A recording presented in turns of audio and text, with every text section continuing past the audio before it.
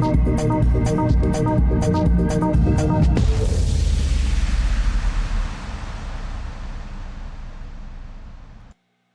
evening, folks, and welcome to another session from the old Wise Asylum. Bit of a somber one today. Unfortunately, we lost a loved one this week. 30-year-old young lad. Beautiful lad, beautiful soul. And he was married to my daughter. And leukemia took him on Monday after about 8-year battle. So a rather sad start to the old gig, not good. But it's done, and obviously you have to deal with it, but he'll be sorely missed. I'd say rest in peace, but knowing Danny, he will not be resting anywhere. He'll be running around like a jack in a box, if it's anything like he were when he was down here. So yeah, in loving memory of that guy. We'll meet again. Okay, that's that. Now, questions. Shitloads of them I've got anyway, and hopefully after the end of this one you'll have some questions too that you think might just need answering, because they do need answering. They need answering, and they need answering rather quickly, because I'm seeing flags all over the show. Flags that have just got nothing to do with this nation, nor is it ever, to my knowledge. And try as I might, I am trying to look for, what is he telling me? What does he want from me when he put this flag up? I'm talking about a Palestinian flag, which seems to be creeping onto all the railings, on the roads, etc, etc. So okay, that's fine. It's a free nation. You're allowed to, well, you're not actually allowed to flag post anymore, as we found out back in the day when we used to advertise club nights. But for some reason, all of a sudden, it's allowed. So I would say, what is it? You whom are putting these flags up, what are you communicating to me and to everybody else that you obviously want to communicate with? Because I'm not sure I understand fully what it is you expect. What is it you're sealing, you're signing, what are you doing? Because it's certainly not clear, yet people are jumping on board without giving it any thought whatsoever. So we'll explore that later on as just to what it could be, but we don't know. We've got another bunch of flags going up all over the shop, and it's tied, of course, to Remembrance Sunday that's coming up. The game has been set, it would appear, to do battle. You've got the police clearly operating for those putting up the Palestinian flag, so they're on board. So if they're on board taking the oath to whom? Yeah, he's on board. Why would he be on board? Why would he be on board with the usurpation of the nation? We'll investigate that as well later on. And questions is all I'll say on that one. So, funny things going on. And I don't think any of us really, if we sit down and think about it, what does that flag represent and what are they trying to do when they put it everywhere? Is it a sign of war? Well, you go back to the Hebrew Bible even, Hamas is in there as a word. So I want to know, is that flag representing Palestine or Hamas? Because Hamas in the Hebrew means violence. But in its, let's say, context and the way it's used, it's like a spreading of a demonic mist that shows itself in violence. So, what's that flag about? Are you trying to tell me Hamas has arrived here en masse and here we are, we're going to kick ass? We're going to do here what they've been doing over there? Because I've been looking into some of the Arabic take on this, and the Palestinians themselves don't actually come out very well, according to the Arabs, as to whom they are and who they've always been in relation to people coming there to do one thing and one thing only, and that's to do battle with Israel. So the Arabs wouldn't have done for no reason. There's always a reason for something. Okay, everything seems to be changing at the moment. We've got deals on the table, etc. But then I'm not so sure things are going to work out as thought or as perceived by all involved. Let's just say. So there's big questions being raised as to what it is this flag means. Are you saying you're with the Palestinians and that's your solidarity with that cause, or are you saying Hamas is here, get ready? Because some of the situations that have gone on in London and other cities, there is clearly a fringe element to, and I'm saying fringe because again, it's a question. Is it fringe, or is that the real heart and nature of those who've come to join us in the last 70 years?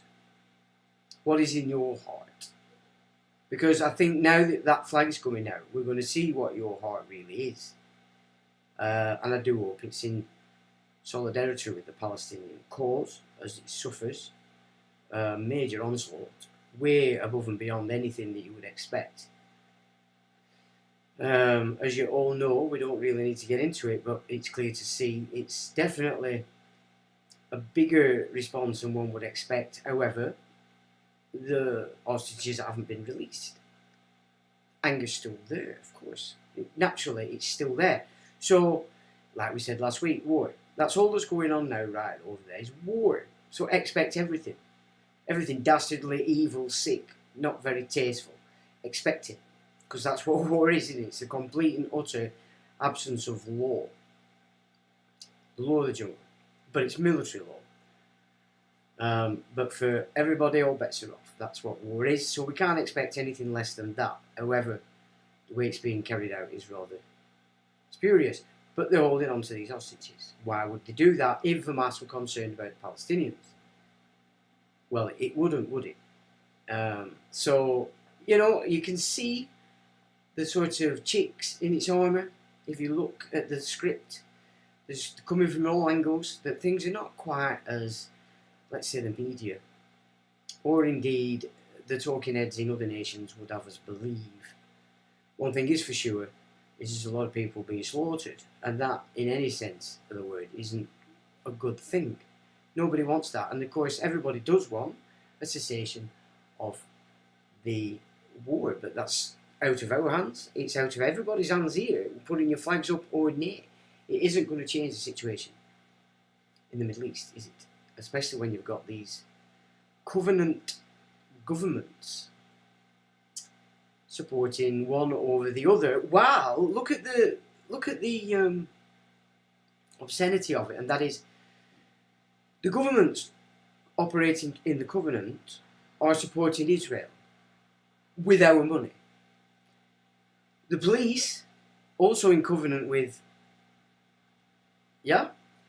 acting contrary.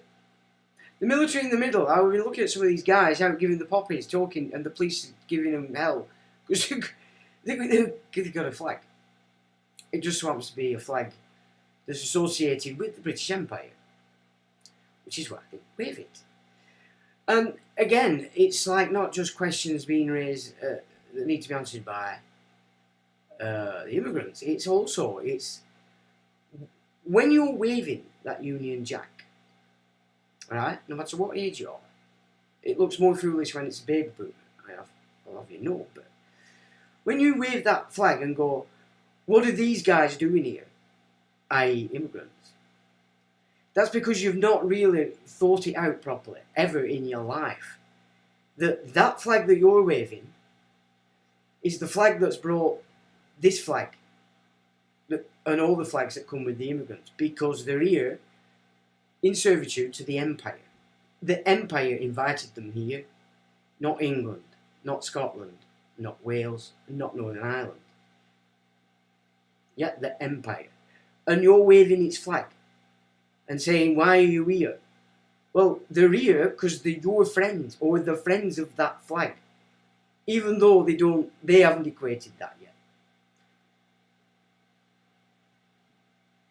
You all need to be questioning what you're actually doing right now, because it's playing into the ritual.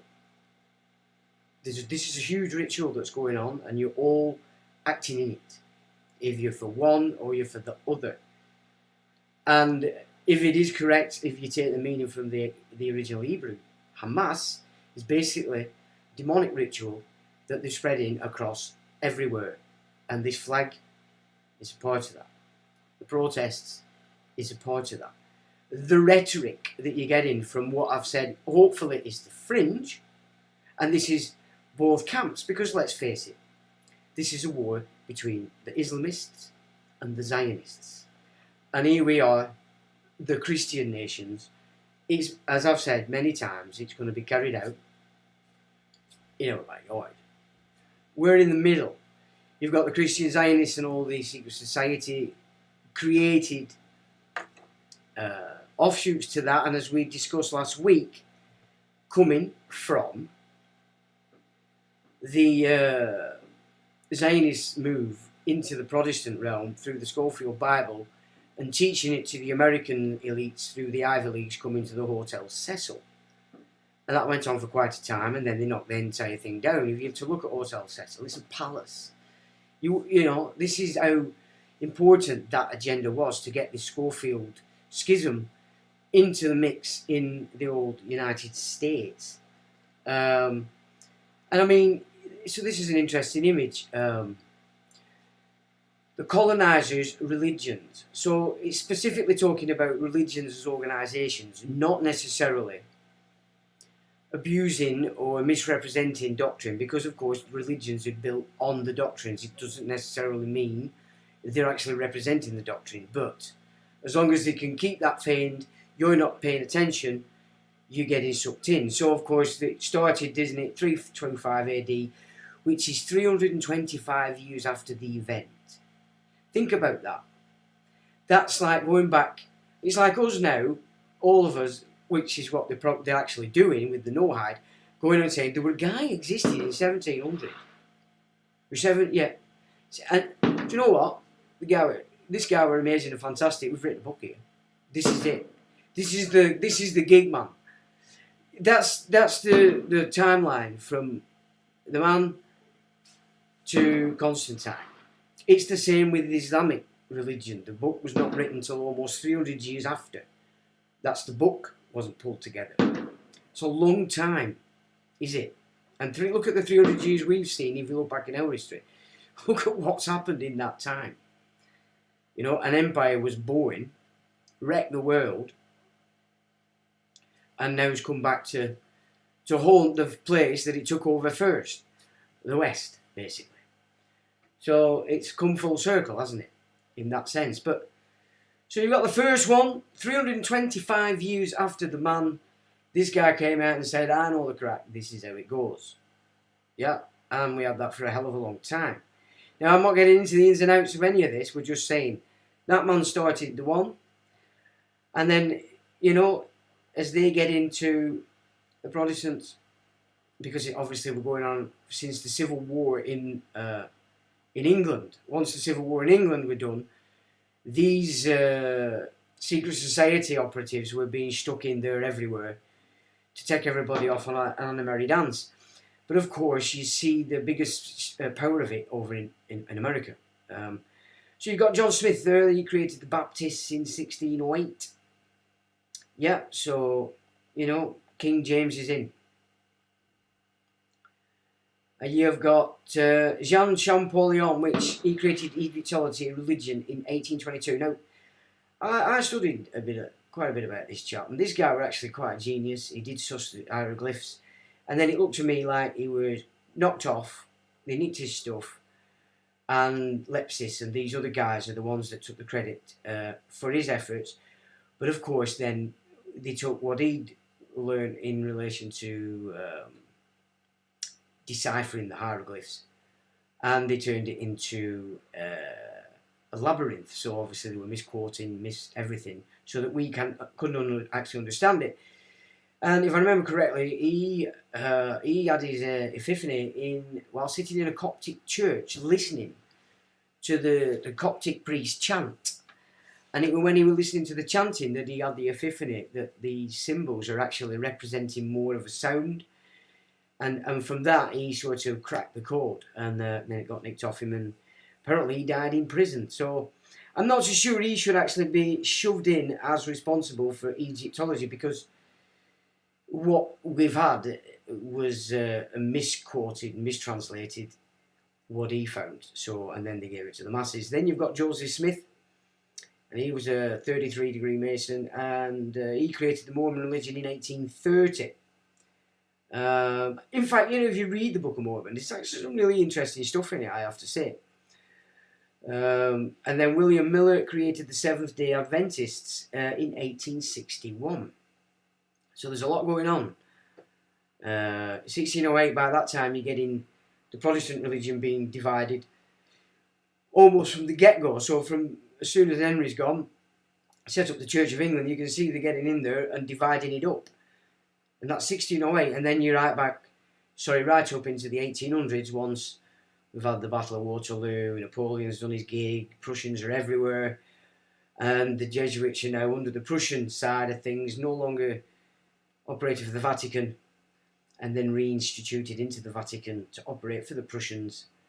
I think we were at 1815 or around that time, I can't exactly remember, but and people forget that, and scholars of religion don't even entertain that. Well, that's rather sad, because I think you're off the mark if you don't incorporate the fact that what we know as the Jesuits are not the original Jesuits. They're what became basically a slave set to the Prussian moves that were going on all across Europe into Russia, and on the throne in Blighty, on Blighty, let's say. So then you've got Charles Taze Russell.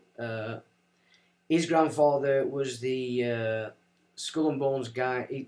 He set up the Skull and Bones as Chapter 322 of the German lodges in Yale. So that Skull and Bones, the Bushes are all, John Kerry is a bonesman, and there's lists and lists and lists of these bonesmen. So his grandfather created Skull and Bones. This guy, his grandson, created the Jehovah's Witnesses in 1879. And you get into this guy's character, and he's an interesting fella, and his wife had a lot to say about him. None of it very, very nice, but she said he was a paedophile, amongst other things.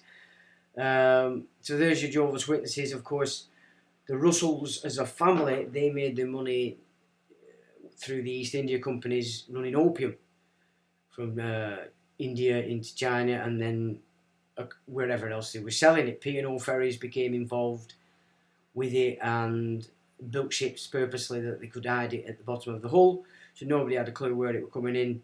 So that's your P&O Ferries. You've got all the other I nearly said it, and there's quite a few that you'd recognise that were all tied into this East India setup once it had pretty much dry docked in inner city of London, both its financial centre and indeed its naval centre. And then you've got Charles Parham, and he created the Pentecostal religion in 1901. So you can see that once they got the teeth into the Protestants by dividing it up into different sects, and then classing themselves as evangelical, and then the Schofield Bible gets thrown in there, and we're looking around the time of the Pentecostal religion, and then did it again, and enshrined the whole group of it under the Schofield Bible. So you can see the game that they've done, and they've not done it for no reason, and I think this is a big part of what we're seeing now today, as the end game, if you will. Because basically nothing in relation to this so-called multiculturalism has been beneficial to England, to Scotland, to Wales, or even to Ireland. None of it. And not even to Europe, never mind anything else. It's been a disaster. And I think the second dose is there to show you everything you thought has been going on with this multiculturalism isn't the case. These people hold, well, lots of these, hopefully it's fringe, hold dark thoughts and ideas in their heart. And the flag, it's all about the flags. What do they actually mean? What is it they want as a response? Why are the police operating for it in the Covenant, yet the government's part of the Covenant are operating against it? Is that the Hegelian dialectic? Absolutely it is.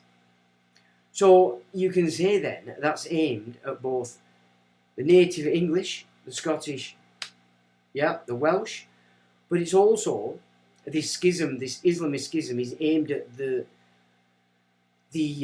Muslim families that have moved in here from 70 years, and they have a couple of generations born here. I think you're so important because you're going to be the deciding line as to whether it goes back to where your parents left, and it'll take over you in 5 minutes. You will lose all semblance of your freedoms that you've enjoyed here, because that will take it over. And it's the same with the Zionist call, isn't it? You know, it's picking up a lot of people, but it's saying it's picking up a lot of people. Every day that passes, it's pretty much, they're losing us more than I think they're picking up, because it's quite horrific to see what's actually going on over there now. It's way beyond what you'd expect. I mean, even Russia-Ukraine war, as nasty as that's been, they were mainly combatants that were being slaughtered by the thousand on the battlefield. But that's certainly not. It's in no way a similar war that's going on there in Gaza. And it's sad. It's sad, but it's happening. But the question is, what are you trying to say to us with these Palestinian flags, guys? We need to know what you're saying, because we don't. So I thought we'd tickle into this. These religions, they're very quick to say, oh, the Bible said, God said, blah, blah, blah, blah, blah. Okay, so let's look at their book. Let's see for ourselves what they're saying, in part, of course. But in Jeremiah 2:3-16, it says, Thus saith the Lord of hosts, hearken not unto the words of the prophets that prophesy unto you. They make you vain. They speak a vision of their own heart, and not out of the mouth of the Lord. And Jeremiah 23:17 says, They say still unto them that despise me, the Lord hath said, Ye shall have peace. And they say unto every one that walketh after the imagination of his own heart, No evil shall come upon you. So there's a warning. If you're going to follow the prophets, you're following their heart, in their time. And they're not following the essence of what your mum were trying to give you. Yeah? Get on with each other. Respect each other. Do unto others as you have done to yourself. I mean, even Hillel said that when asked about what the meaning of the Old Testament was before the man turned up. So this was something like 27 years before. The guy brought in to run the temple in Jerusalem, or in Palestine, was asked, what is the meaning of the Torah, which is the Old Testament? And he said, do unto others as you have done to yourself, the rest is a commentary. So which way did he want it? Do you know what I'm saying? On the one hand, they're saying that the masters of the biblical tradition, while breaking it every which way but loose. So there you go. Listen not to the prophets, but if you listen to this dogma coming out of the sort of extreme aspects of both the Zionists and indeed the Islamists, well, they're certainly not. They're bringing up the prophets. It's all about the prophets to them, without a doubt. That's what's giving them the vanity, as he says. They makes you vain. They speak a vision of their own heart. So you're following prophets. You're perhaps following the hearts of really dark, satanic creatures. Well, you would, because it fits. If it fits, then there you go. And then, of course, another bit of a schism that they've got going on all over the show, these so-called religious experts, is that thou shalt not kill. Or, however, I know it's been changed now, and apparently it always said do not murder. I think the do not kill were there just to keep the Christians placid and much easier to manipulate over the centuries. But of course you get into the Bible itself, and thou shalt not kill doesn't kick in. In fact, it's kicked out. Because you've got it everywhere. Kill adulterers, kill witches, blasphemers, false prophets, fortune tellers, anyone who sins, the curious. Kill the curious. You know what I'm saying? What? Kill gays, all non-Hebrews, sons of sinners. So the sons of sinners. Non-believers, anyone who curses God, any child who hits a parent, children who disobey parents. Kill those who work on the Sabbath, and disobedient children, and strangers close to the church. So strangers that are close to the church, according to some of the biblical texts, is good and get on with it. Like. So, I mean, what do they stand for? Are they in peace and solidarity with Palestinians in the suffering, as the Quranic jihad expresses? We're already off on this mad, all bets are off, kill, kill, kill, everybody, blah, blah, blah, blah, blah. Yeah, so those are the questions I want answering in relation to this flag waving malarkey. I don't have any problem with people protesting. That's what this nation allows. It's protest is allowed. But throwing flags all over the shop when you're not telling us what they mean, you're not telling us anything. There's no writing on it. You're not giving it away what it is.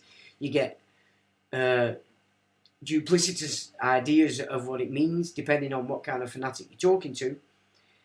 So we need to know.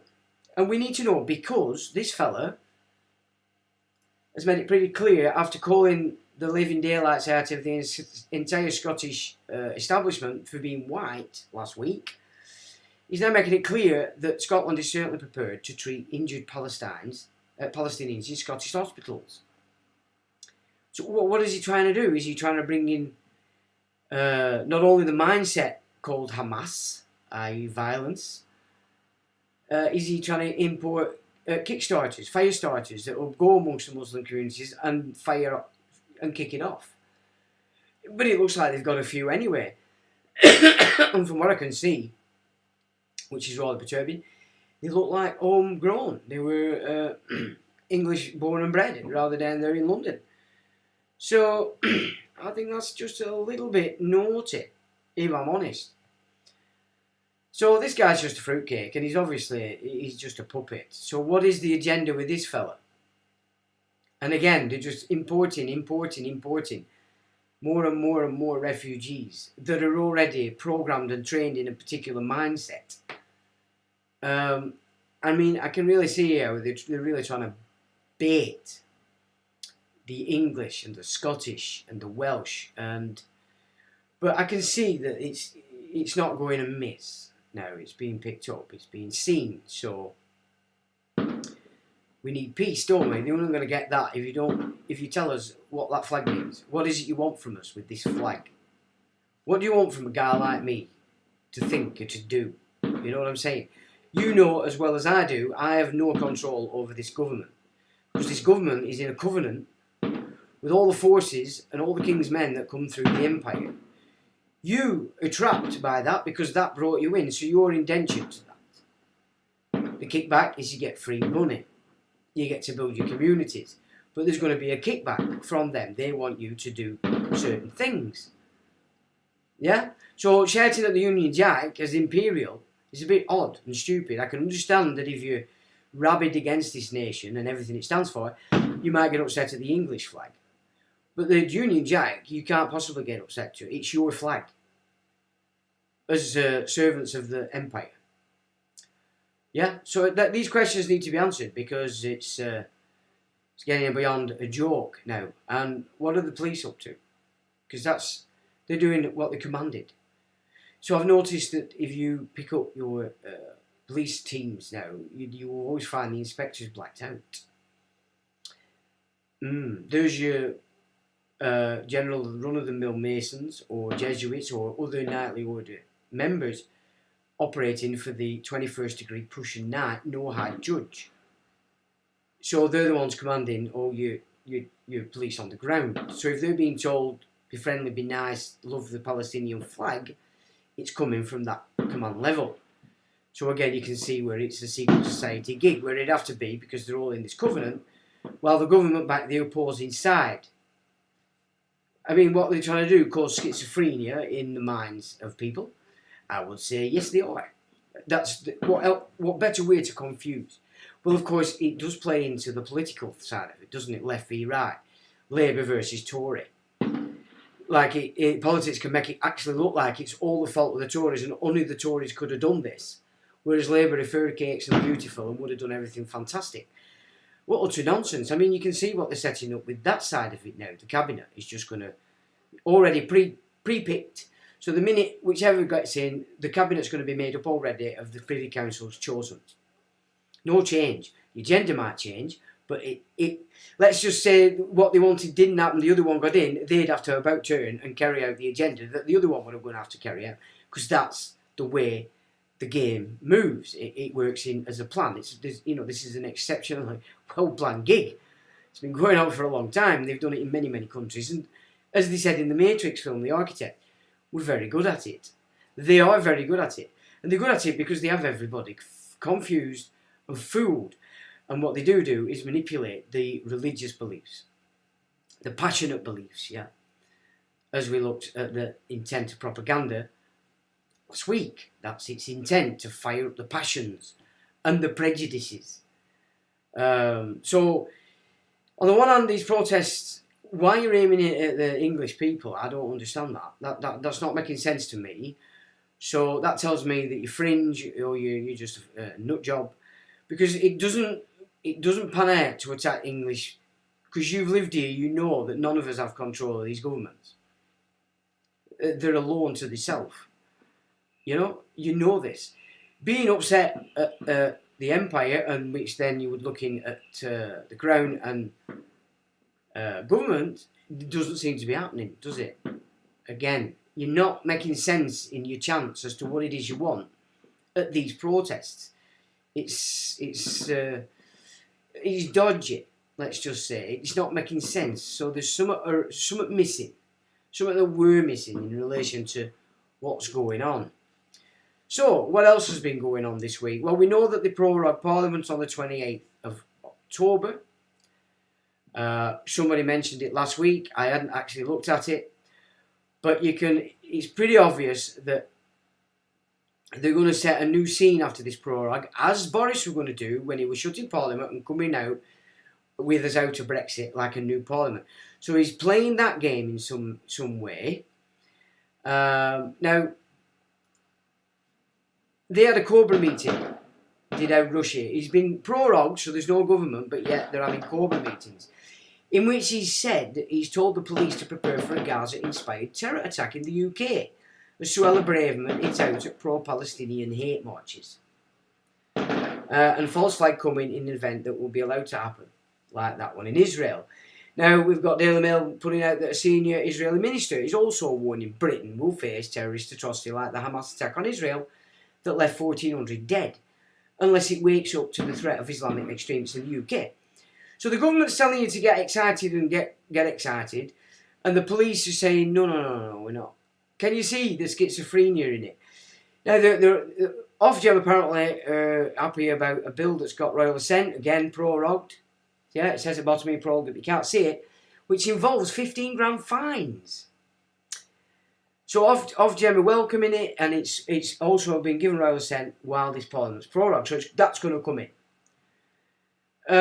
Here we've got Cambridge Analytica, which were a big part of bringing Trump in, collecting all the data, and they're looking to change behaviour of audiences. So that's not just going to be TV, that's going to be social media audiences, all the instruments that you use on the internet. They're working out systems whereby they can change the behaviour en masse.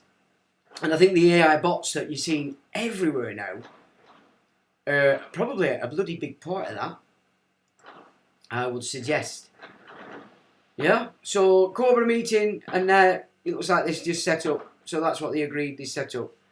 So we can expect some kind of terror nonsense in whenever. Probably sooner rather than later, I would suggest. But it's pretty obvious when you're awake and like we are. But for most out there that's still in TV land, I very much doubt that they're seeing these subtleties. They're either going for Union Jack or they're going for the Palestinian flag. And I think there's a big age disparity in between those sides. The young fruitcakes that don't know their ass from their elbow are obviously running for this Palestine because they haven't got a clue what it means. In the same way that the outer geezers are waving the Union Jacks, not recognising that all the mates died for this empire that then brought these guys in. And still you're waving it. We're going to celebrate or remember the dead shortly. Again, dead for this flag. The empire. These are things we all need to face these realities, because You can see what they're doing, how they're moving it, and I don't particularly like it. I don't think it's good at all.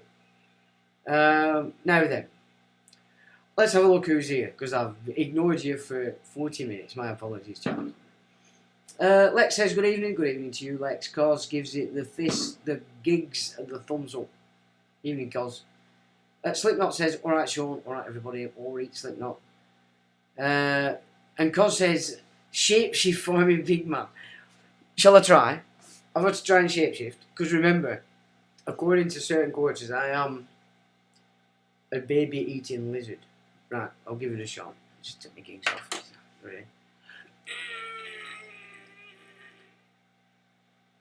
Is it working? Is it working? It's not working. I'm a dud. I'm a fucking dud. Oh shit, man. I'm obviously a dud if I can't shapeshift, can I run off and eat babies? So, my apologies. I must be a dud. That's all I can say. If he's right, I'm a dud. I hope that satisfied you there, Cos. BY Music says, evening all. Good evening, Paul. Lex says, my condolences, mate. It's a sad time. And it's a sad time because he's left a lovely daughter of mine with 2 twins. And it's such a sad thing. It really is. Because he was an absolute lovely guy. I was so proud to have him as part of the tribe. You know what I mean? He was such a lovely guy. It's really sad. But there is, what do they say, the good die young. But I have to say, I'm not impressed with those that deal with them situations. Not in the slightest. And that is inclusive of Christies, I have to say. Things are not what they were, if they ever were, let's say. But we've had a good insight into all things Christies, and we've seen it degenerate into not good. Because 8 years he rolled with that, and yeah, it was a shame. It is a sad time. All these folks says, evening folks, good evening all these folks. Paul says, evening Sean and everyone, good evening Paul. Sorry for your loss. Well, thank you very much. And it is a loss. A real loss. Untitled says, all Sean and everyone, good evening to you, Untitled.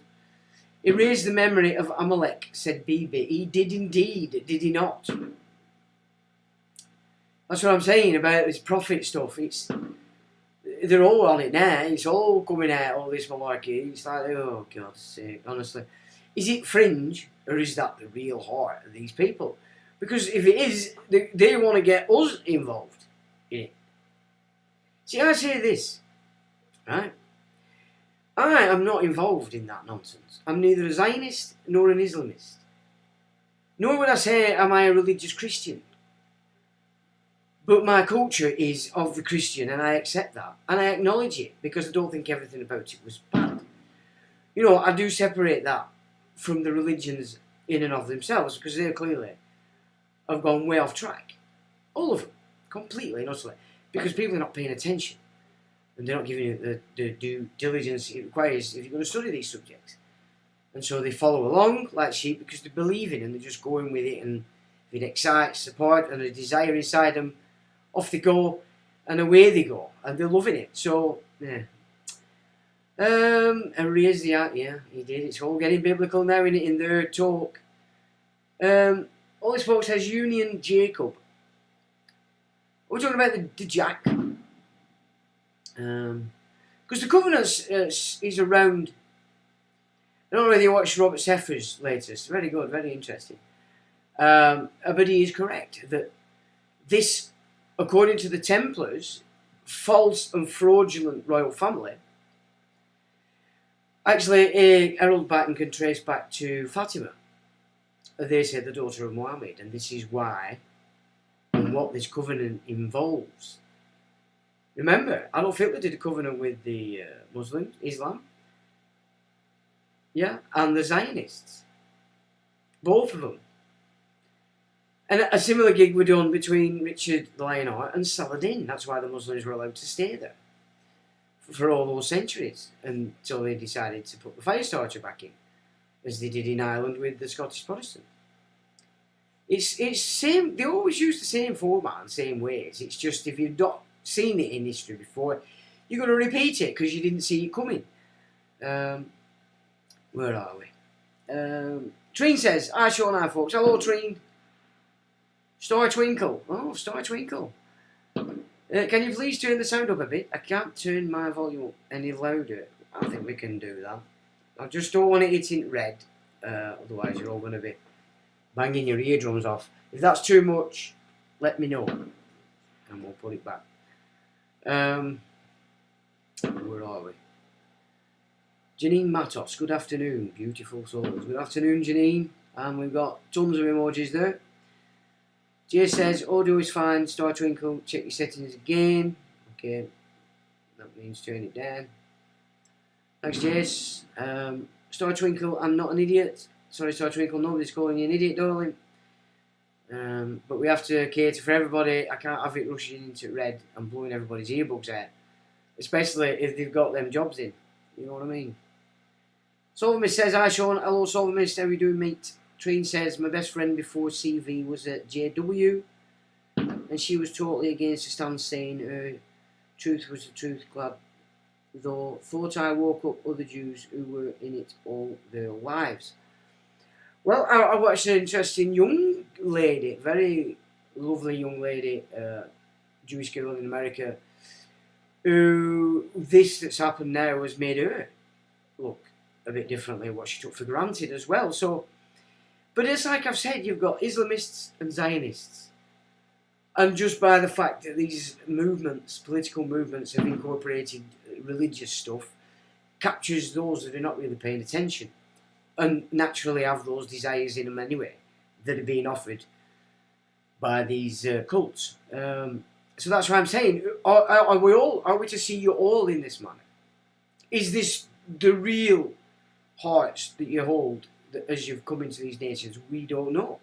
But this Palestinian flag without meaning being shoved everywhere needs to be addressed. It's gone beyond just some kind of we all love Palestine, guys, because of what's going on. I don't think that's what this is about. Let's have a look.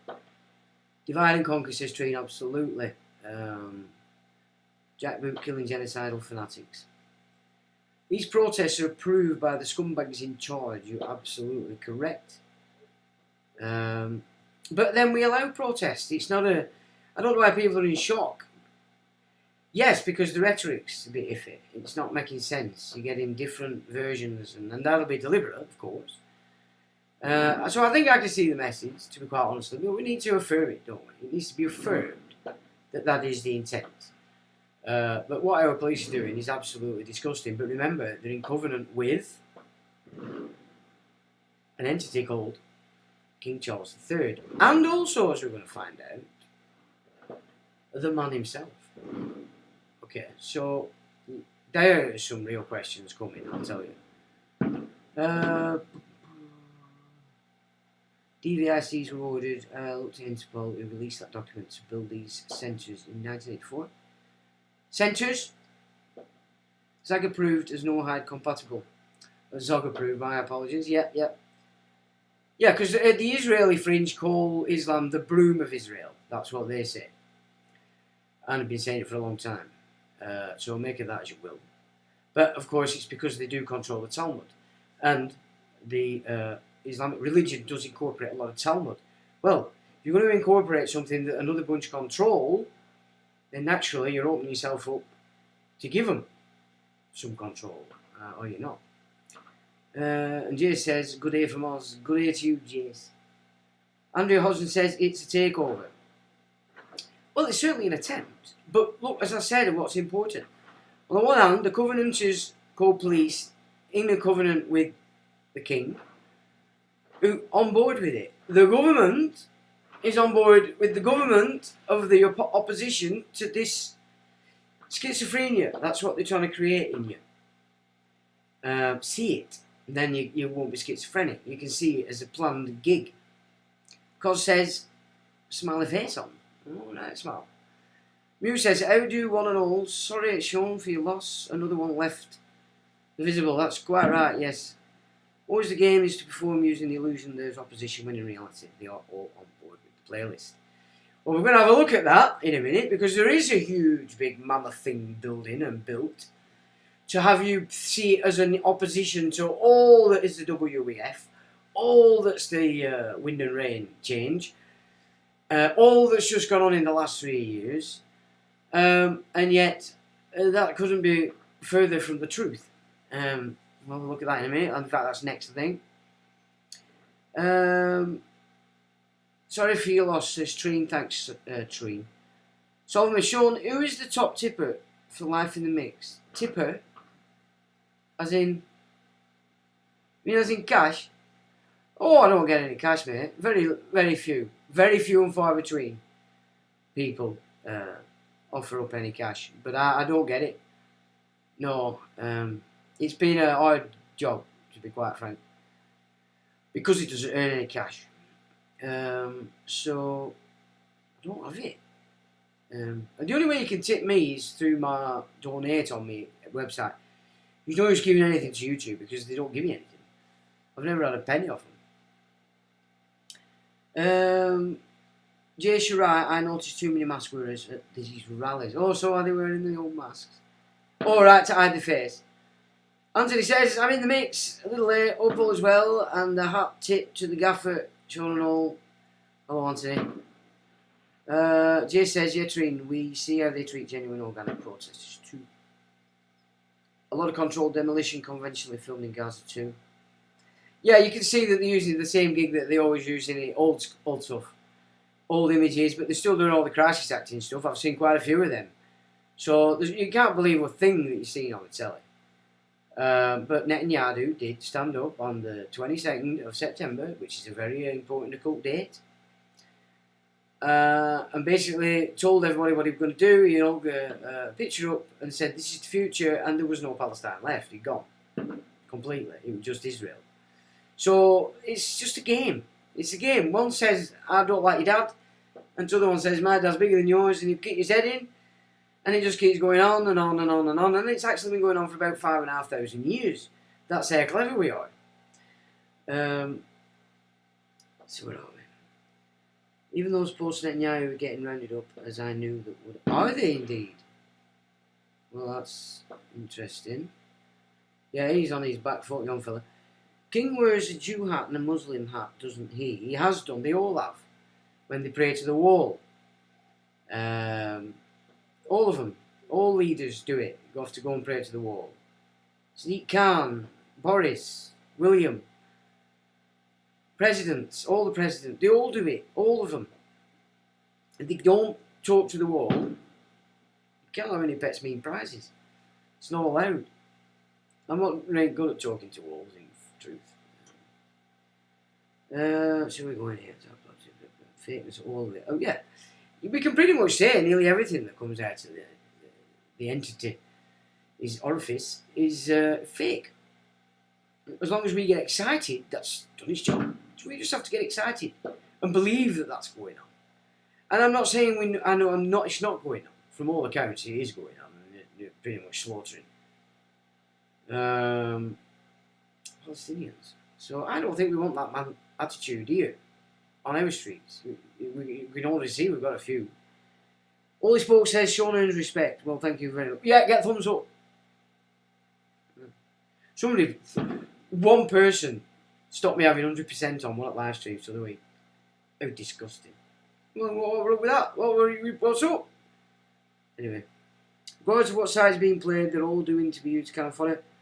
And Skyman says, have you read the Albert Pike letters about the 3 World Wars? I have indeed, Skyman, and I've presented them many, many times on these live streams, because that is exactly, in fact, let's just remind ourselves of what the Third World War is. So, Pike, so here.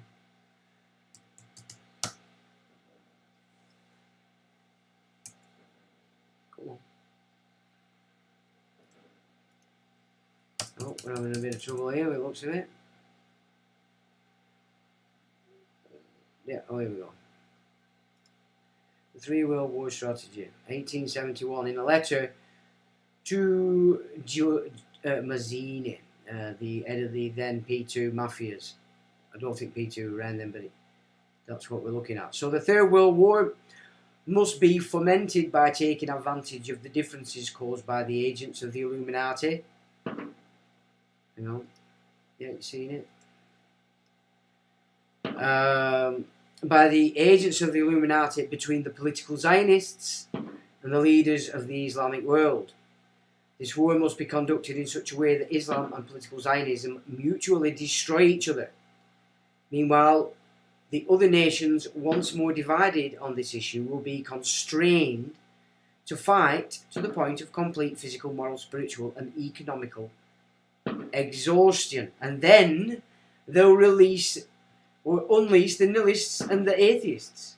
And we shall provoke a formidable social cataclysm, which in all its horror will show clearly to the nations the effects of absolute atheism, origin of savagery, and their most bloody turmoil. The multitude, disillusioned with Christianity, will receive the true light through the universe, and I would say Jesuit Vatican II system, manifestation of the pure doctrine of Lucifer, brought finally out in the public view. And I've just added there that you're also seeing that in the externalization of the hierarchy by Blavatsky, the theosophist. This will follow the destruction of Christianity and atheism, both conquered and exterminated at the same time. There they are, the big gigs. There they are. And Albert Pike's World War I, World War II, World War III, Israel, Palestine, and there's there in a video if you are interested. There's some interesting links there to have a goof on cat. So, yep, we are very aware of such. My good man. So, where are we? So, look. Right, have I catched up there? I do. Disaster Victim Identification Centres. British Library. What's going on? Have you read over? Yeah. Okay. We are heading that way. In fact, I think we're in it because it is the political Zionists and the Islamists, but they're everywhere.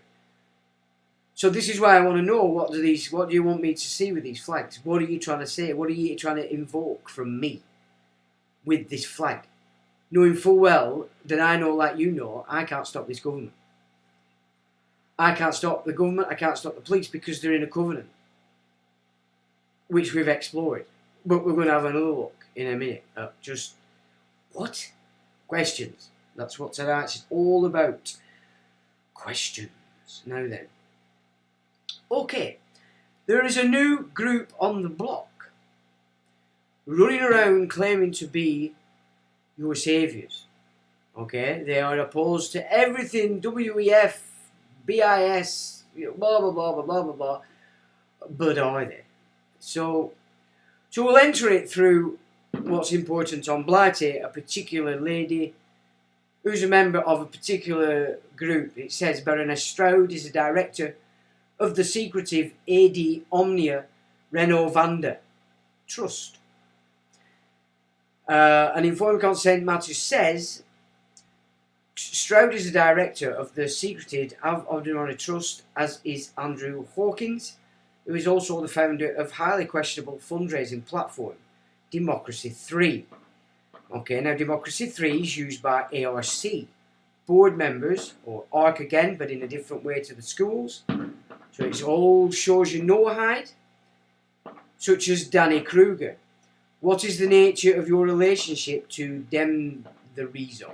Okay, so that's just to enter us into this, because now we get to see who's in this ARC gig. Because it's claiming that these guys, it's responsible for, something for responsible citizenship, okay, that they're pushing up there, and it's tied to this.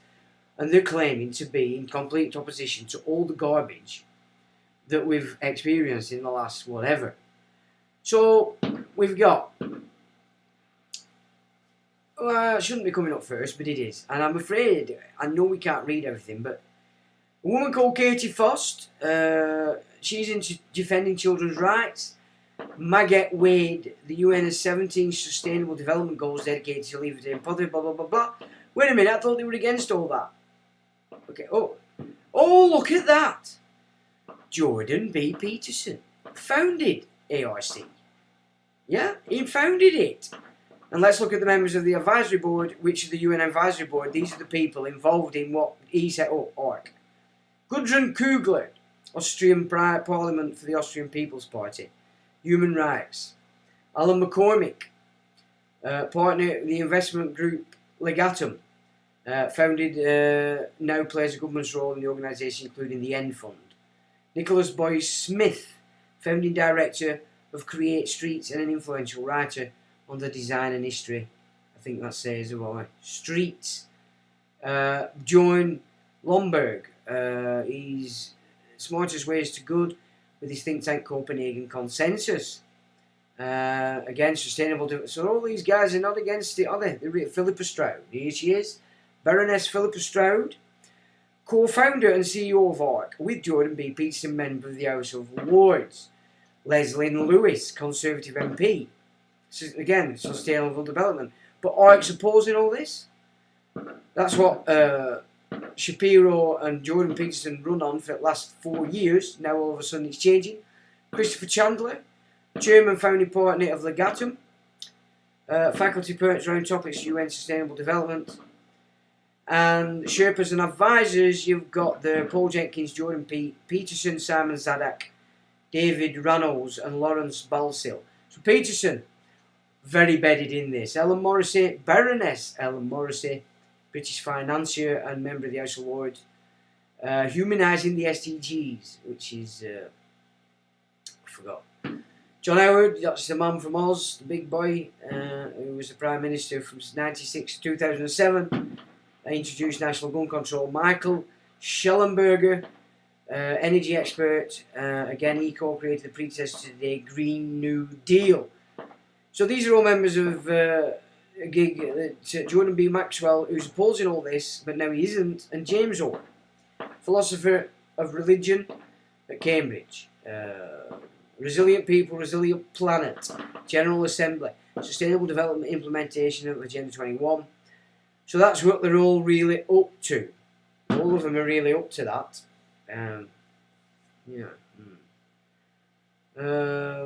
John Anderson, Deputy Prime Minister of Australia. And then back to Katie Foss.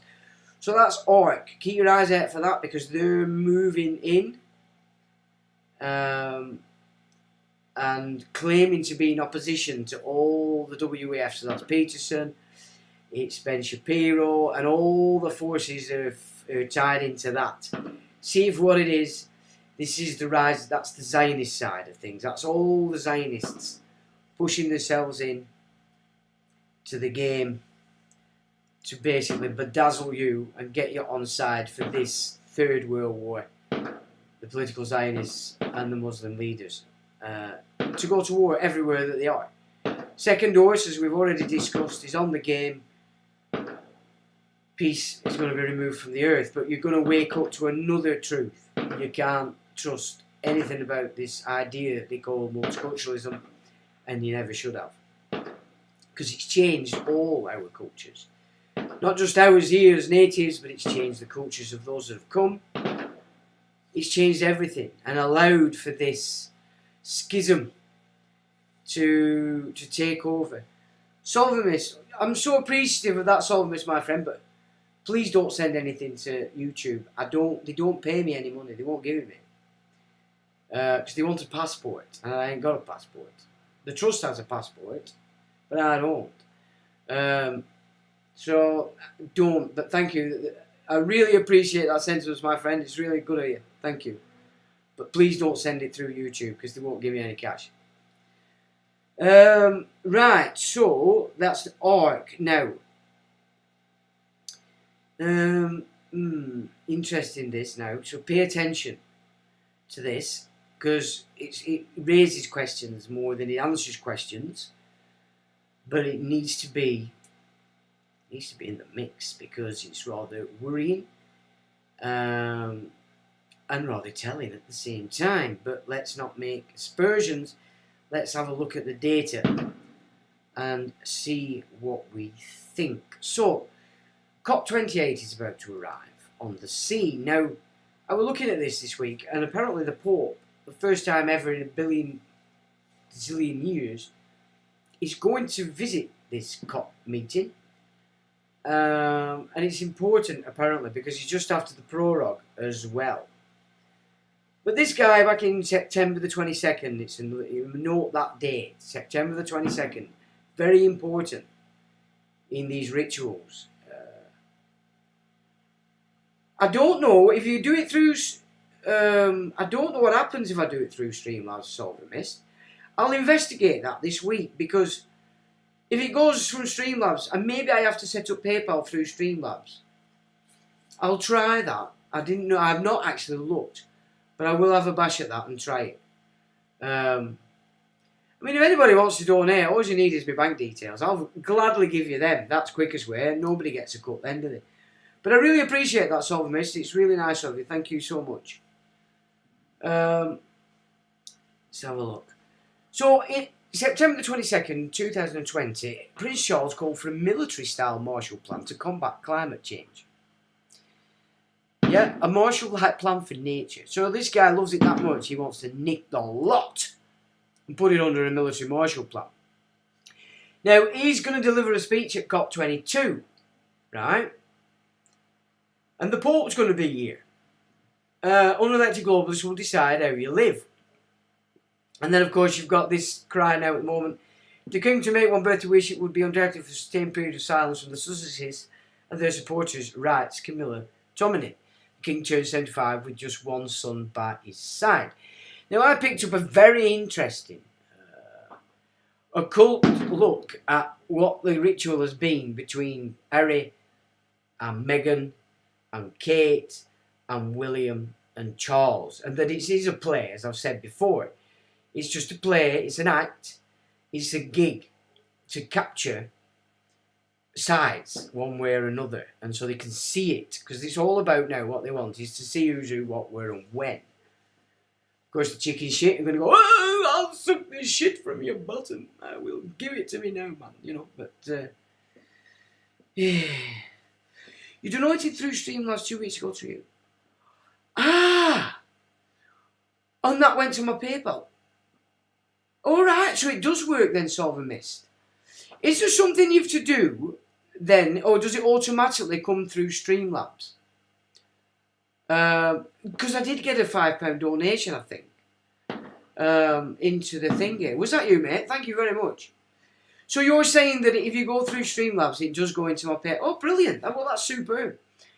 I suppose that bypasses the issues I've been having with YouTube on donations, but it doesn't, of course, give me any revenue that it makes on the ads, which is why I've took the ads off. It's pointless me doing ads, I'm not getting a bean.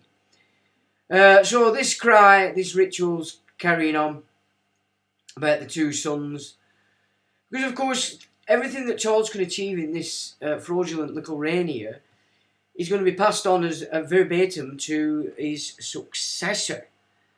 Is he not? Now, so we need to get into a bit of business now, folks, because it's getting a little bit worrying, because I can see now what this covenant is. So the Privy Council is on Dun and Bradstreet. Okay, and the Privy Council, Dun's number 36 484 9914, and the address of the Privy Council is 68 Whitehall, SW18AT, London. Privy Council office is Carlton Gardens, and that has another Dun's number, and Buckingham Palace. So again, as a Dun's number. Now that means that these departments here have nothing to do with the English, Scottish realms. It's not got anything to do with England, right? Nothing. Okay, these are companies. So everything's been shifted into a position of company. And this comes from the House of Lords Appointments Commission, Dun's number 21372118. Address Cabinet Office 35 Great Street, SW1P3BQ. Now, commissioners can't be brought to book for anything they do, because they're not necessarily Crown sanctioned, but if I get it right, the Crown can do something, but it's not actually officially assigned as to oversee commissioners. So commissioners are a very interesting position, because they're pretty much solid in whatever they're doing, and there's no So come back. So commissioners, get that into your mind as a point of interest. So the Privy Council has a DUNS number. It's a company. Okay, so if we... So I'll put this so that you can... I'll obviously put this up under the video. But you can access the Privy Council meetings here from the Privy Council office. So I've put 2022 in here. Because on the 10th of September 2022, the Accession Council, the Accession Proclamation, 8 Orders of Council, this is when she died and he was assessed, accession to the position without taking the coronation oath. Part 2, King's Declaration, the King's Oath, Paul Security of the Church of Scotland. Okay, which is interesting, but it does come under the, I think, Act of Settlement that he has to do it. But what is very, very, very, very revealing is that is it, basically. He's not done, according to what I'm seeing. He is a complete and utter fraud, like you couldn't believe. And so are all his knight commanders, who just so happen in a lot of cases to be cabinet members of all parties. Right, well, we'll get to that in a minute. So we can go through. You can go through this, and obviously you put whatever date you want in there, and it brings up the meetings. That's a very good bit of kit to add to your arsenal when you're wanting to look through and see what the hell's going on down at Chalker, Westminster, Thorney Island, and the fruit bats that they're in. So now then, let me just check here because I forgot what else I've got in here. Right, so now we can stay on here for a while. I think this is the next... No, it's not. Just a minute before I'm going ahead of myself here.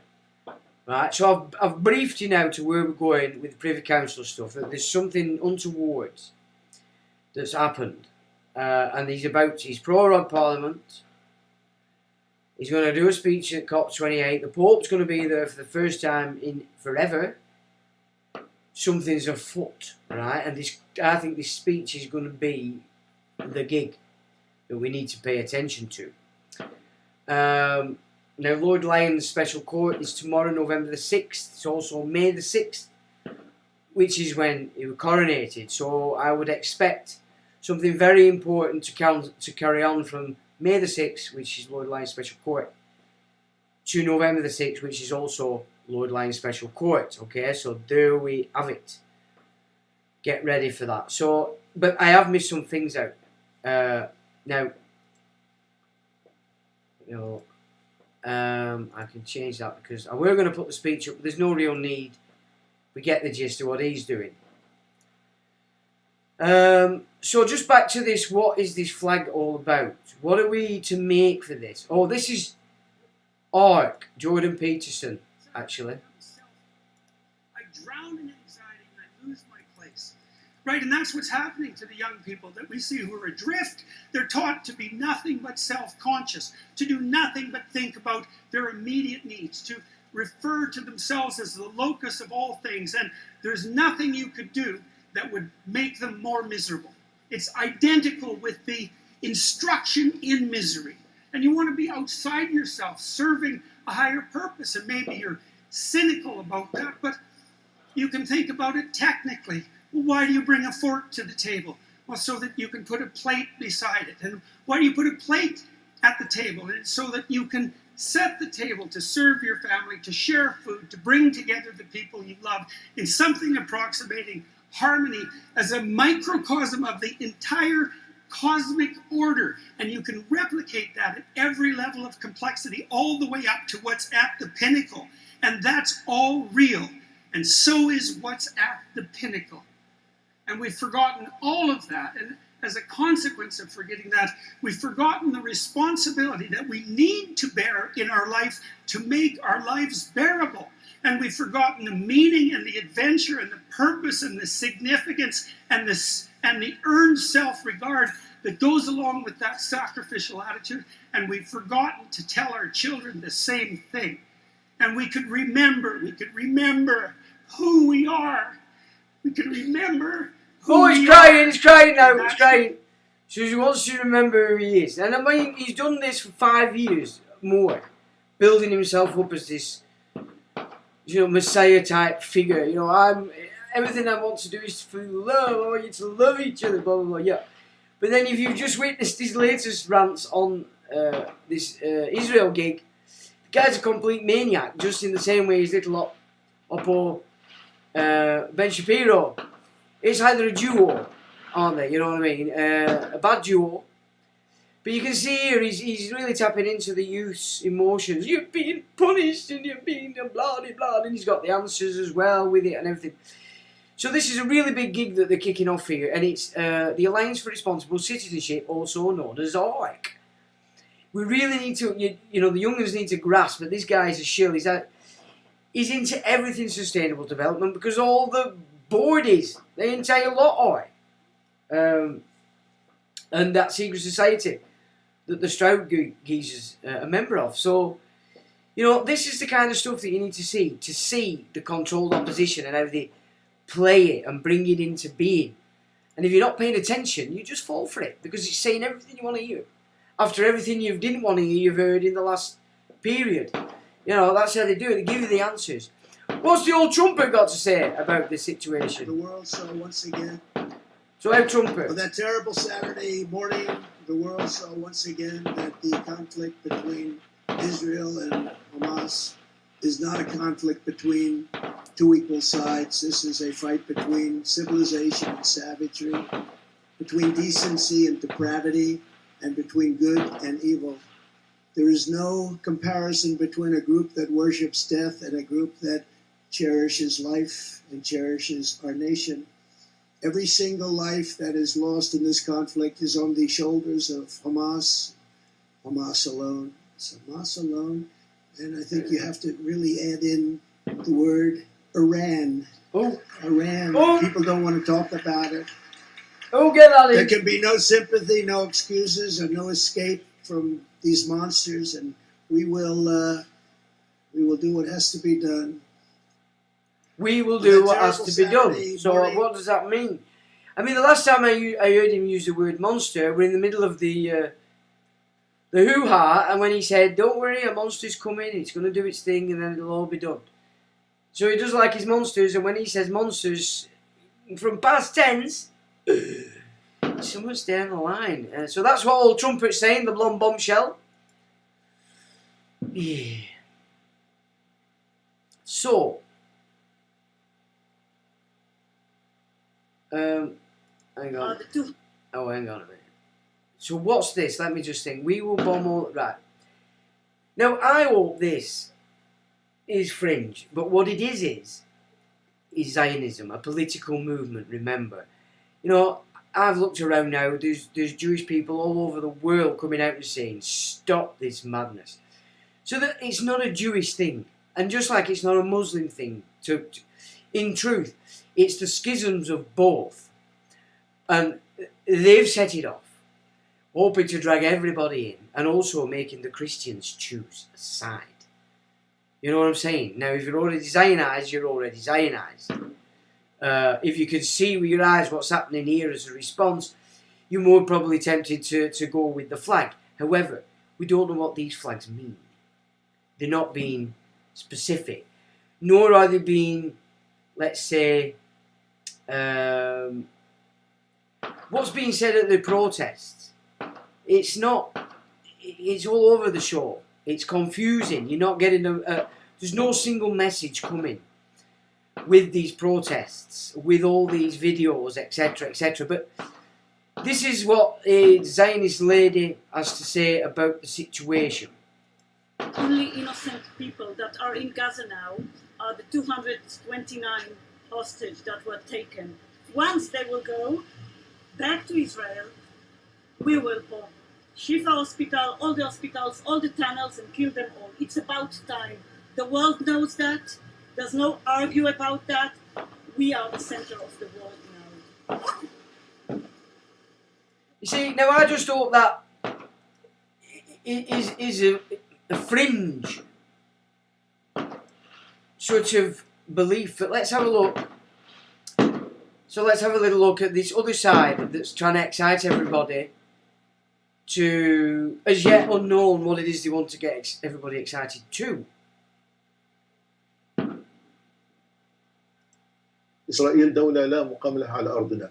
إحنا الدولة لابد أن نزيلها، لأنه بالفعل هي تعتبر كارثة أمنية وعسكرية وسياسية للأمة العربية والإسلامية، يجب أن تنتهي. لذلك إحنا لا نخجل من نقول ذلك بكل قوة. إسرائيل لازم نقدمها، وحنقدمها مرة ثانية وثالثة، ومش هذا حتكون طوفان الأقصى أول مرة، لا حتكون ثانية وثالثة ورابعة، لأنه إحنا لدينا إصرار ولدينا قرار ولدينا إمكانيات أن نقاتل وأن نحارب. لكن كما قلت لك بدنا ندفع ثمن. نعم إحنا مستعدين. معلش بقول لك بشكل واضح، إحنا اسمنا شعب الشهداء وبنفخر أن نقدم شهداء. إحنا لا نريد أن نمس لا بالمدنيين ولا أن نلحق الأذى بهم، لكن أوقات لأنه في تعقيدات في الميدان صارت في منطقة موجودة، وكان هناك في احتفال وكان في سكان، منطقة واسعة ليست سهلة على امتداد تقريبا 40 كيلومتر. يجب أن ننتهي. أن ينتهي وين؟ بقطاع غزة؟ ينتهي إلى، لا بتكلم عن كل أراضي فلسطين. كل الأراضي الفلسطينية، يعني زوال إسرائيل؟ طبعا. وجود إسرائيل غير منطقي. وجود إسرائيل هو اللي بخلق كل هذه الآلام والعذابات والدموع والدماء. هي إسرائيل مش إحنا ضحية الاحتلال بالطواخ السطر. لذلك ما حدا يلومنا. إحنا شو اللي بنعمل في 7 أكتوبر، في 10 أكتوبر، في مليون أكتوبر؟ إحنا اللي بنعمل مبرر. It is justified. مبررة. So they talk in the same language. Each believe that they're justified in doing what it is they're doing. Because, as we discussed last week, way back in history, Muslims invaded it. Then the Crusades kicked off. All that crap were going on. They got to keep it. And then all of a sudden, a new group around the round table decided, well, we want it now. And so this is the consequence that time and time again we get to see of invading other countries and nicking it. It doesn't work because it harbours hatred, which is now why they use this, okay, we've learnt all that, so we're just going to annihilate everybody. Then there is no rebellion. That's the game. You know, so that the two extremes of these, I hope, are the extremes. This is what they're saying. Now, Hamas has rules. Doing a quick petition to help Hamas free Palestine. You're all in? Right. Oh yeah, you're in? Easy. I just have to read terms and conditions just so you know what you're signing. Okay. By supporting Hamas freeing Palestine, you agree to the following. You agree that every Jew, Christian, and non-Muslim in the world must be slaughtered. I don't know about that one. You endorse making homosexuality punishable by jail or death. No. You don't agree with that? You believe Iran should use Palestinians as puppets to spread radical jihad and destroy the West? No? No. I'm glad I read the terms and agreements. You support strict Sharia law, which bans women from showing their knees, hair, playing sports in public, not being able to travel without a man's permission. I'm sorry. Not interested? Okay. You want a terrorist group that beheads babies and rapes girls to replace only democracy in the Middle East? Not sure that's something. So if I sign, I agree with this. Yes. Maybe no. No? Okay. No, thank you. I don't support any of these two things that you just read to me, so that I won't be able to sign this then. That's fair. Thanks for not signing. Yeah, alright. Can you see how people are just quick? They see the images on the TV, they believe the rhetoric, yet them's the rules of the game. If you're supporting Hamas with these flanks, then that's what you're supporting, because that's exactly what they are. That's what they believe. Like the Taliban, like ISIS, ISIL, all these fringe, extreme, basically mentalities that are into slavery, rape, because that's what drives them. That's what drives all this malarkey. War is sex gone upside down, and which comes in some cases, you could say, from repression. What's this guy saying? أرض الإسلام وإن إسبانيا الأندلس أرض إسلام وإن البقاع الإسلامية التي احتلها الأعداء يوما ستعود إسلامية بل وإننا سنصل إلى ما بعد هذه الدول التي ضاعت في زمن ما ونبشرهم بأننا على موعد أن نفتح روما كما فتحت القسطنطينية وكما ستفتح ثانية. إننا على موعد أن نحكم العالم كما قال الحبيب المصطفى صلى الله عليه وسلم إننا على موعد مع جبهة أوسع وأعرض وأقوى، وإذا كانت بداياته في فلسطين والبدايات في العراق والبدايات في أفغانستان والبدايات في الشيشان، فإن الأمر إذ بدأ سيكتمل ولن يتوقف. اكتمل الكيان الصهيوني سيبدأ بالتناقص حتى يتلاشى وينتهي. وكذلك أمريكا اعتلت وأرعدت وأزبدت وقالت كما قال فرعون أنا ربكم الأعلى، ولكنها ستنتهي، وبدأوا يدركون هذه النهايات قريبا. وإننا بتنا نسمع من صحف أمريكا وأوروبا أن مجدنا آفل ولا محالة.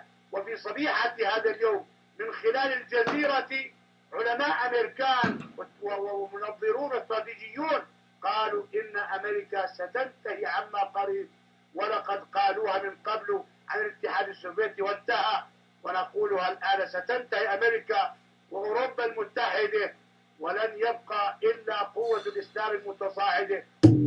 Oof. I mean, that's why we're in. Wouldn't you agree? You know, I mean, and then I found this. Remember, this is the fringe of both sides. It just seemed to be an overbearing, so I do apologise. I thought I had more than each other because I was trying to balance it out, but you're getting the same rhetoric from the Zionists also, so it's not, and that's not, I'm not trying to point it one way or another. It's just, are these the fanatical, because they are putting flags all over my nation, you know?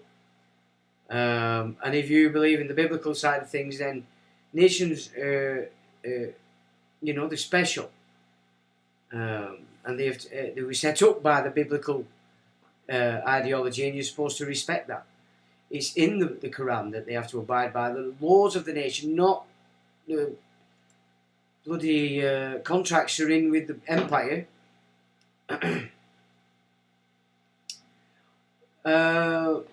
No, that's I've had that one. That's Jordan. My apologies, I'm getting crap at this.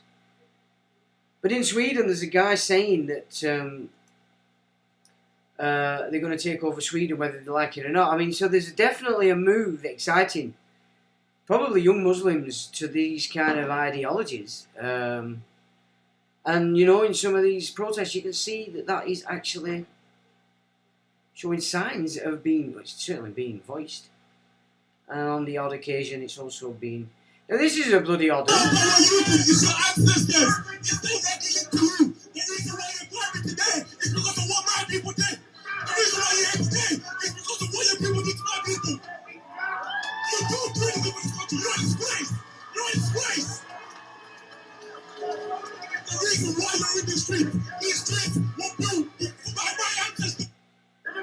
So, this guy's Black Lives Matters.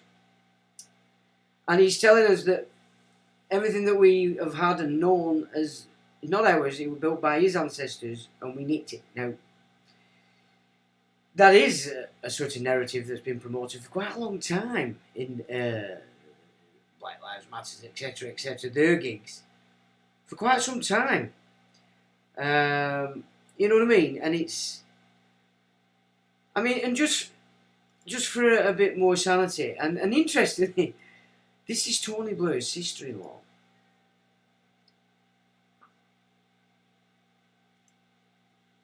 Can we just address something? You must have heard Gaza having been referred to as an open prison. Yeah, you've heard that, right? It's not.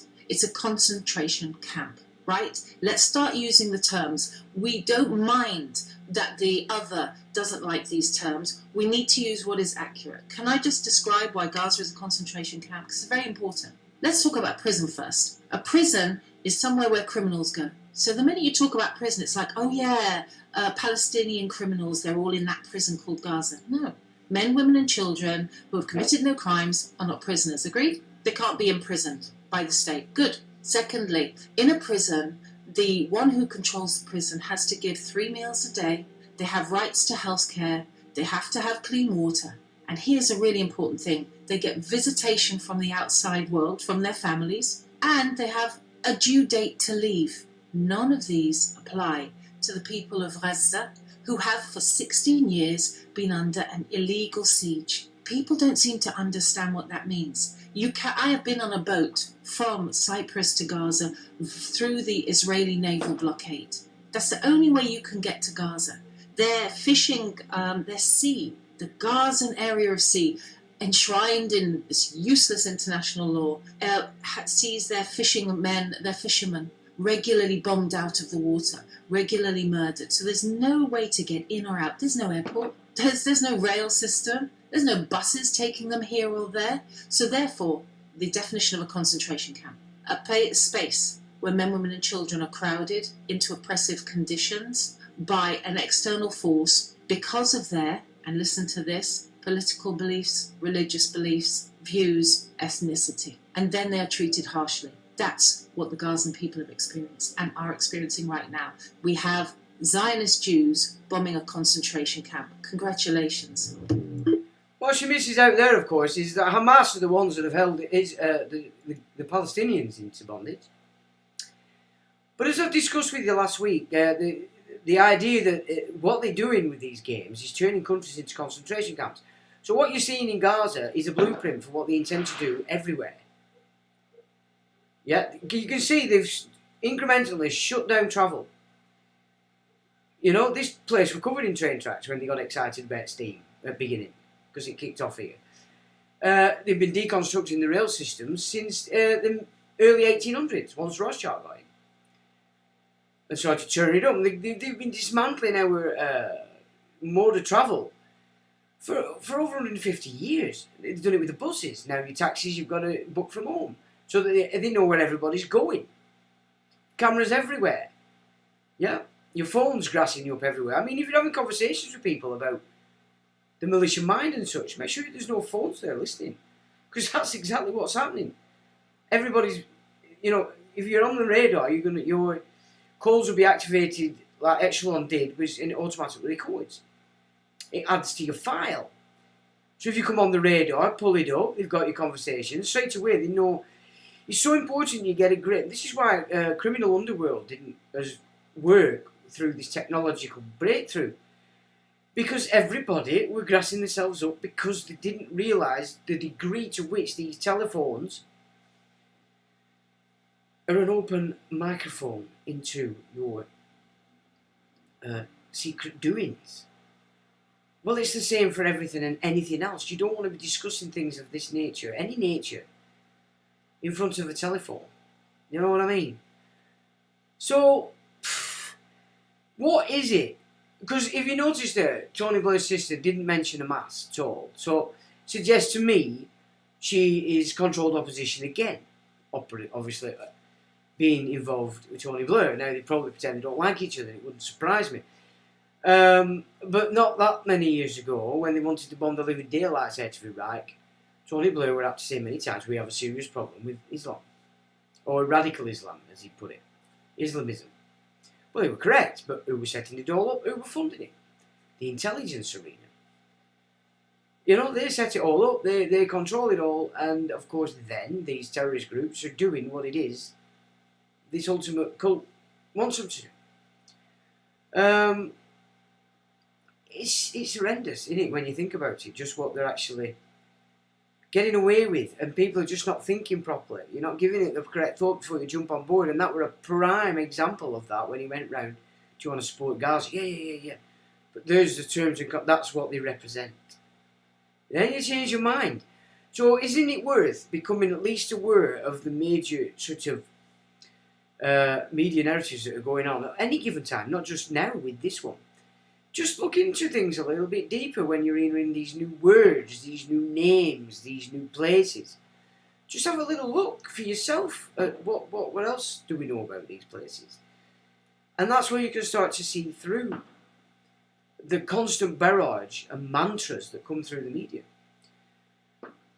But look at that, you've got that division there, Islamist, Zionist, you've got the division here, government backing Israel, police backing the Palestinian flag, whatever that means, because it's not determined.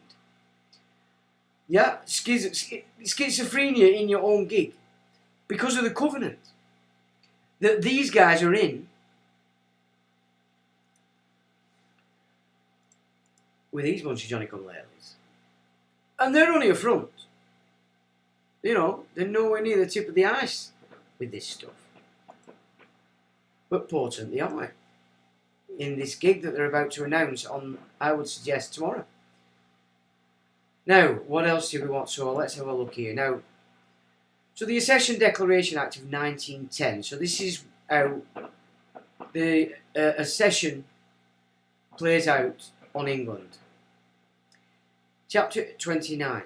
Supplied for the public services, an act to alter the form of the declaration required to AD 1910 be made by the Sovereign on accession 3rd of August 1910. So they made a slight change to it in 1910. Be enacted by the King's Most Excellent Majesty by and with the advice and consent of the Lords Spiritual and Temporal and Commons in this present Parliament assembled, and by the authority of the same as follows. The declaration to be made, subscribed and audibly repeated by the Sovereign under Section 1 of the Bill of Rights and Section 2 of the Acts of Settlement. Now, because they've brought those into this accession declaration, activates the Bill of Rights and the Act of Settlement as being in play in this accession declaration. Okay? Shall be that set out in schedule to this Act instead of that referred to in the said sections. This Act may be cited as the Accession Declaration short title Act 1910. And this has to be part of what is said. I, insert the name, do solemnly and sincerely in the presence of God profess, testify and declare that I am a faithful Protestant and that I will, according to the true intent of the enactments which secure the Protestant succession to the throne of my realm, uphold and maintain the said enactments to the best of my powers according to law. So the way they're blagging that Protestant is through the Scottish, but they're bypassing the fact that they've invoked, this Act has invoked these two, the Act of Settlement and the Bill of Rights, into the realm as mentioned. So in essence then, that's what he has to say. That's not what he said. Right? Here we go. This is what he said. I understand that the law requires that I should, at my accession to the Crown, take and subscribe the oath relating to the security of the Church of Scotland. I am ready to do so at this first opportunity. If you have an hour this week, you can learn 100 songs on the piano by learning just 4 chords. These. Check it out. And can you feel the love? Shut up. I, Charles III, by the grace of God, of the United Kingdom of Great Britain and Northern Ireland, and of my other realms and territories, King, Defender of the Faith, do faithfully promise and swear that I shall inviolably maintain and preserve the settlement of the true Protestant religion, as established by the laws made in Scotland in prosecution of the claim of right, and particularly by an act intituled An Act for Securing the Protestant Religion and Presbyterian Church Government, and by the acts passed in the Parliament of both kingdoms for union of the two kingdoms, together with the government, worship, discipline, rights and privileges of the Church of Scotland. So help me God. Now then, the Presbyterian Scottish Government, that's that Humza. The Humza that's complaining about every white unky. This fella here, did he say those words in there? No, he didn't, did he? Was there any mention of England? No, there wasn't, was there? Was there? No. The government, Presbyterian Scottish Government, and then uses Parliament for London. Are you seeing the gig there? This guy's a fraud on that alone. is what I'm seeing. That this entire gig is a fraud, but we get insight into the fact that this covenant is again showing that it's the Scottish Rite Freemasonry that's pulling this Noahide system that they're all covenanted on, because it certainly couldn't be the Church of England, could it? Because that's certainly got nothing to do with England anymore, and hasn't had for a long time. So I hope that makes sense. I'll put these. I've put them on website, so I'll put these PDFs up for you.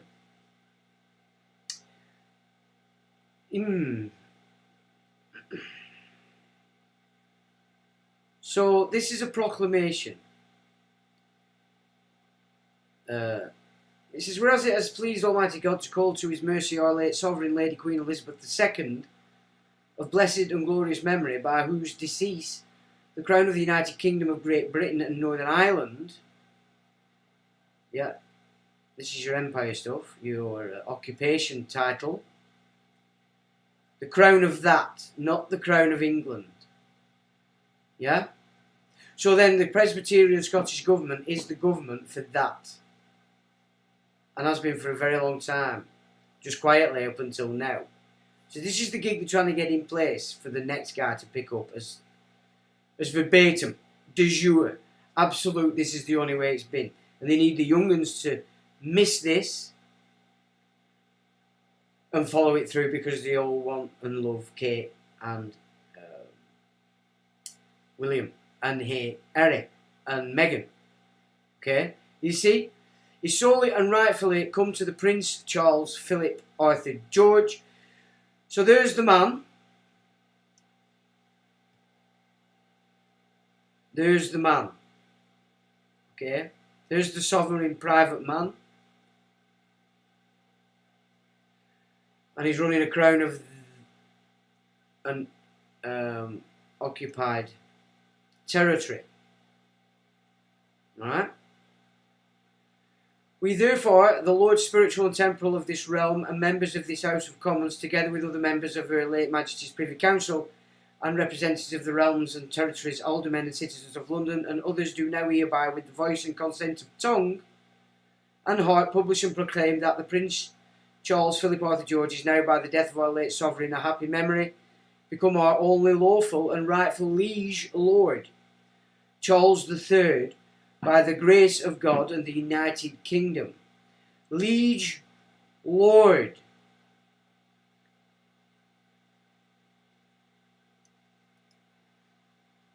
Of Great Britain, Northern Ireland, and of his or other realms and territories, King, head of the Commonwealth, Commonwealth of Parliaments, that's Cromwell,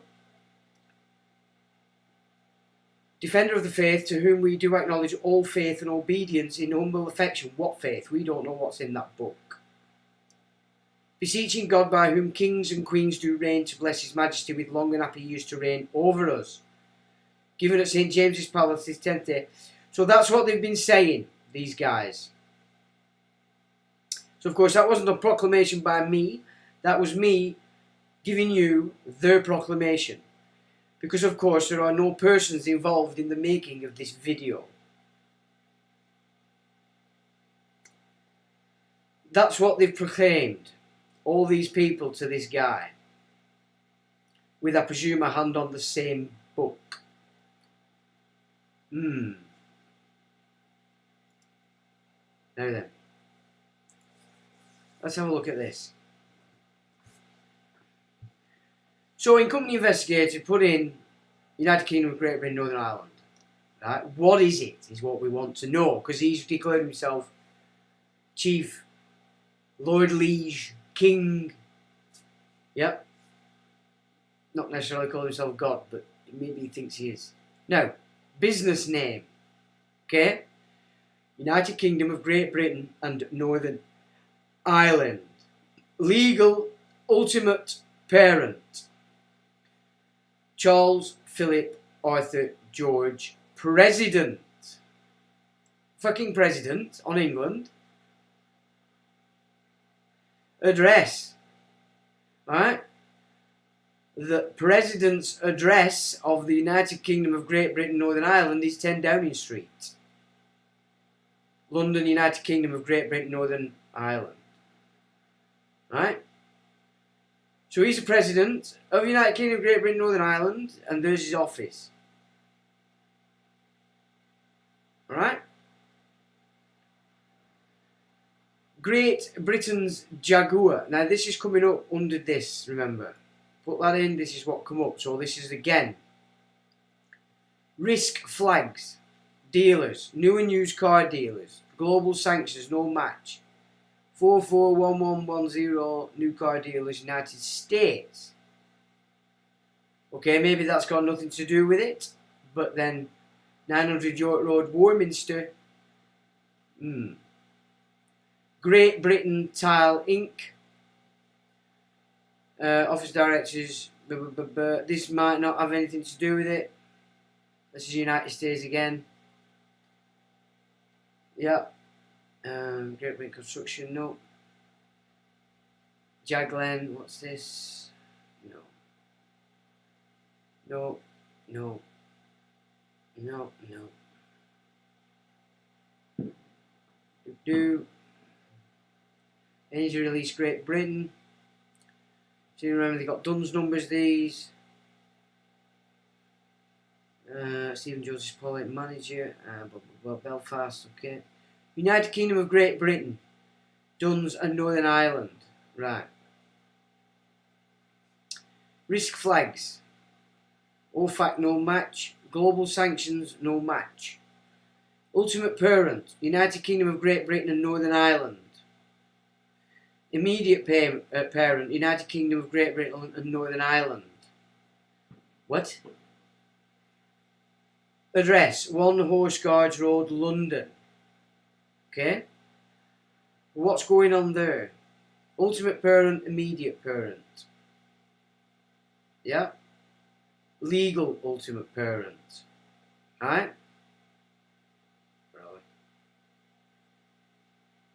Now then, United Kingdom of Great Britain and Northern Ireland.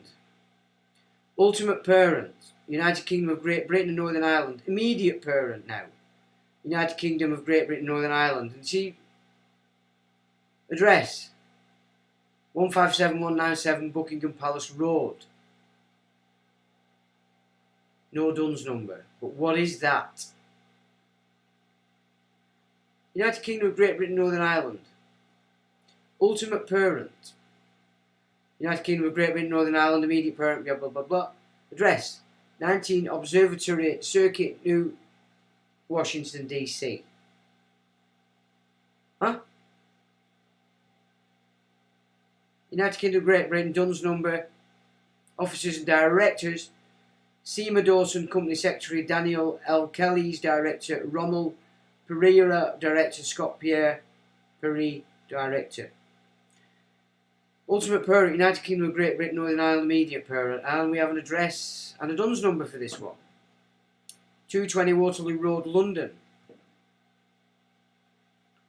United Kingdom of Great Britain, Northern Ireland. Ultimate parent, blah blah blah, immediate parent. Again, address. 2nd Fellow Princes Exchange, Princes Square, Leeds. Yeah, these have got Dunn numbers, remember. Officer, Maria Hardy, proprietor. Ultimate parent, United Kingdom, blah blah blah blah. What's going on here? A proprietor. 37 Wood Street, London. Officers, Jane Roden, manager. Christopher Thompson, manager. Neil Spiller, partner. Adrian Foster, partner. 50 Ludgate Hill. What's that all about?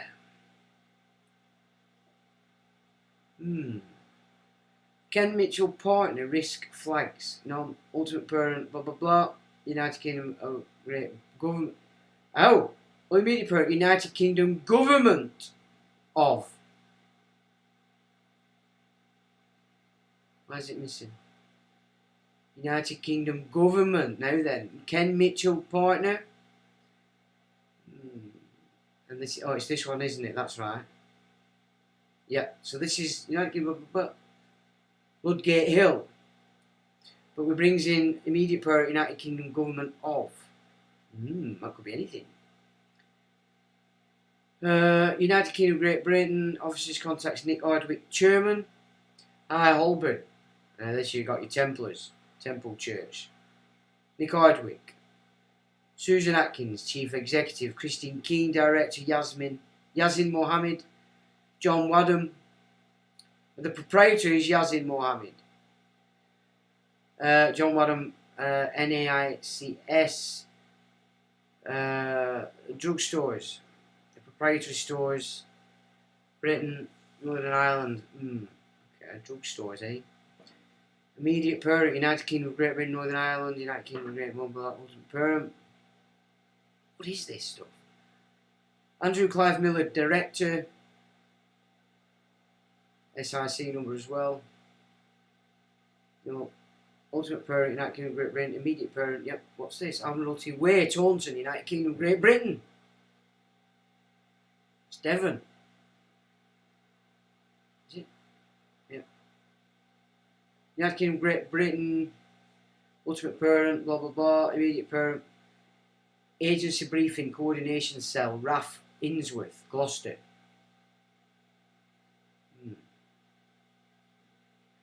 United Kingdom, Great Britain, Northern Ireland. Ian McGee, Chief Executive Officer.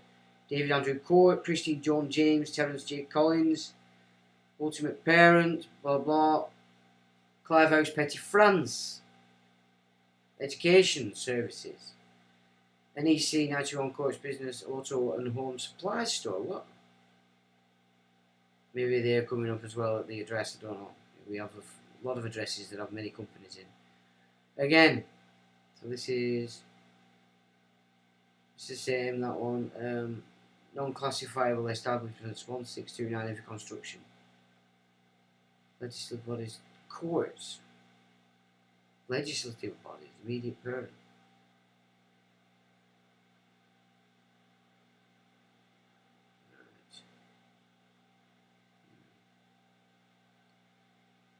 Alison Keach, Jane Anderson, Philip Moore, Gilbert Valile.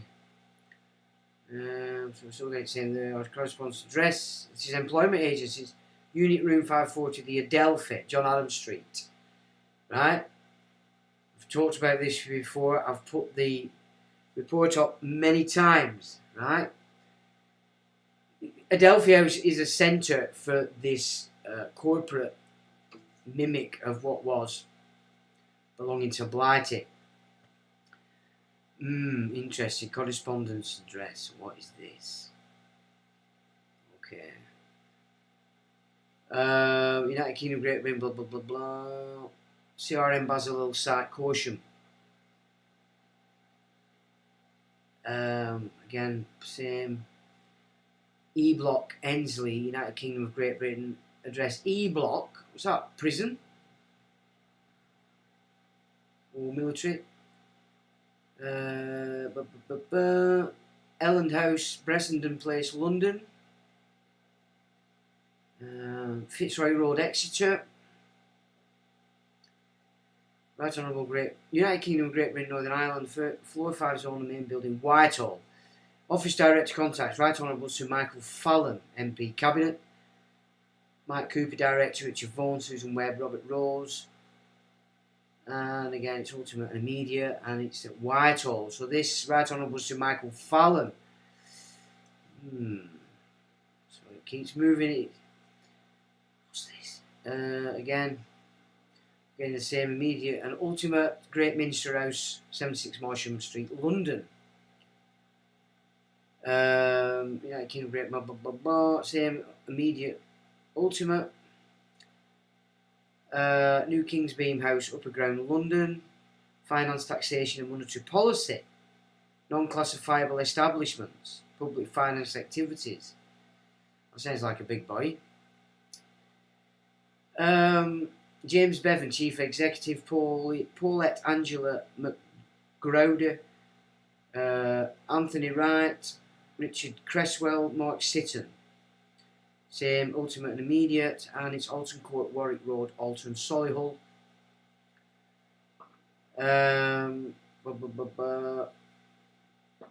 Again, ultimate and immediate, and it's Press Office Room, GCHQ, Hubble Road, Cheltenham. United Kingdom, Great Britain, Risk Flag, blah blah. Response Centre, Victoria Street, London. And again, ultimate and immediate, no change. Victoria Street, London. So Roger Lewis, Lucen, Lefebvre, I don't know, director. Ultimate and immediate, same, Richmond House, Whitehall. And again, we've got Jane Johnson, Alison Keats, Philip Moore, D. Gorrod, Michael Davidson. Ultimate and immediate, again the same, and we've got here elementary and secondary school, education, blah blah blah blah. Richmond House, Whitehall. Social services, offices and clinics, medical doctors, administration, social and manpower programs. This is looking like the back end of what I was talking about last year about how they create false IDs about everybody or certain people that are wealthy. And all these corporate side of things just make up the network so that you're actually shifting off what you think is your system into the hands of these networks. That's what I'm getting here. It's looking like to me. So it's business, real estate, everybody's in it. Look, offices, clinics, business. I can say real estates play games. They did it with my house. They didn't sell it. Somebody that went to buy it told me that they were being put off it and all this kind of stuff. And then a lass that worked in the office herself, who had obviously got pissed off and left, told me the same, that they were purposefully not selling my house. Business credit, detective and Harvard car services, legislative bodies, employment agencies. God, this is massive, this one. This is in Richmond House, Whitehall. Look at the size of that. Everything's in it. Trusts. General medical surgical. Oh dear. That's a big boy in this new game.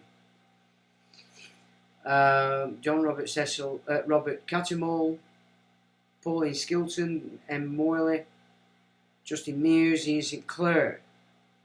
Room 607, Caxton House, Tothill Street, London. Ultimate parent, United Kingdom, immediate parent, yeah. Blah, blah, blah.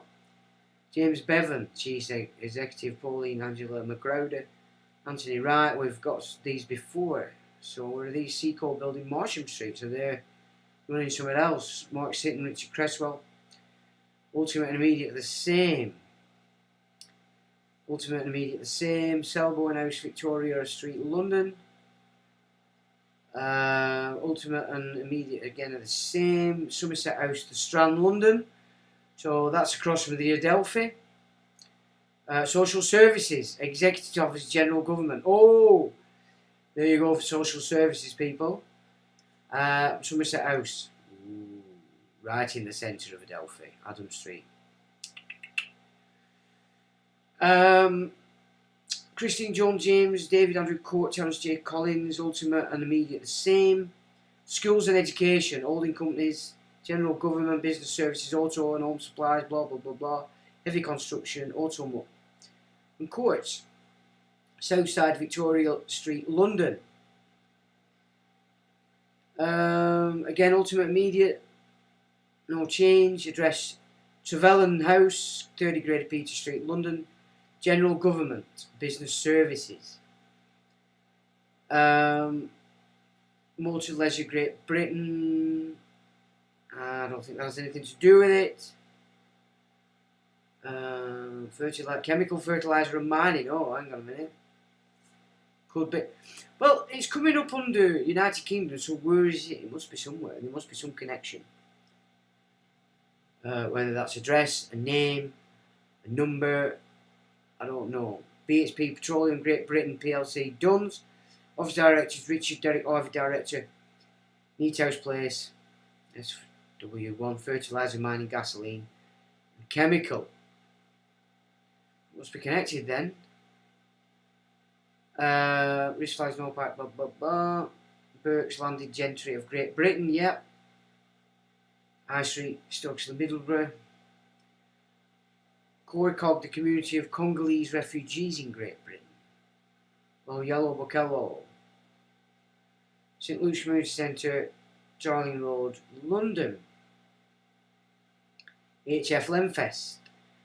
New York Road, Willow Grove, PA, United States of America. HF Lenfest, Chairman of the Board, Michael Smith, President. Okay. Coca-Cola End. Oh, now then. Coca-Cola Enterprises Great Britain PLC, United Kingdom, Great Britain, insurance agents, brokers, service, pension, health and welfare. Abigail Recker, Lauren Brown, Sarah Willett, Martin Patrick Gill, David John Mackey. Now then, it's both caustic, isn't it? Everything else. Destination, Ireland and Great Britain. Since New York. Okay. Grubbins, Great Britain. Chichester House, Holborn. That's Templars. Insanely, Great Britain. Eh? Joseph Gerald at Hornet. I've seen that name in the peerages. Paul Street, London. Non-classifiable establishments. And that's just got a number, Destinations Ireland. Interesting. Done that one.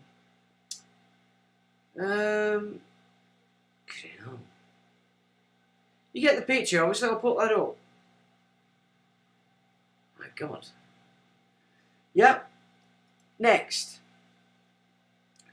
Now these are MPs with Dunn's numbers, right? As I've said to you before, that they're playing a game.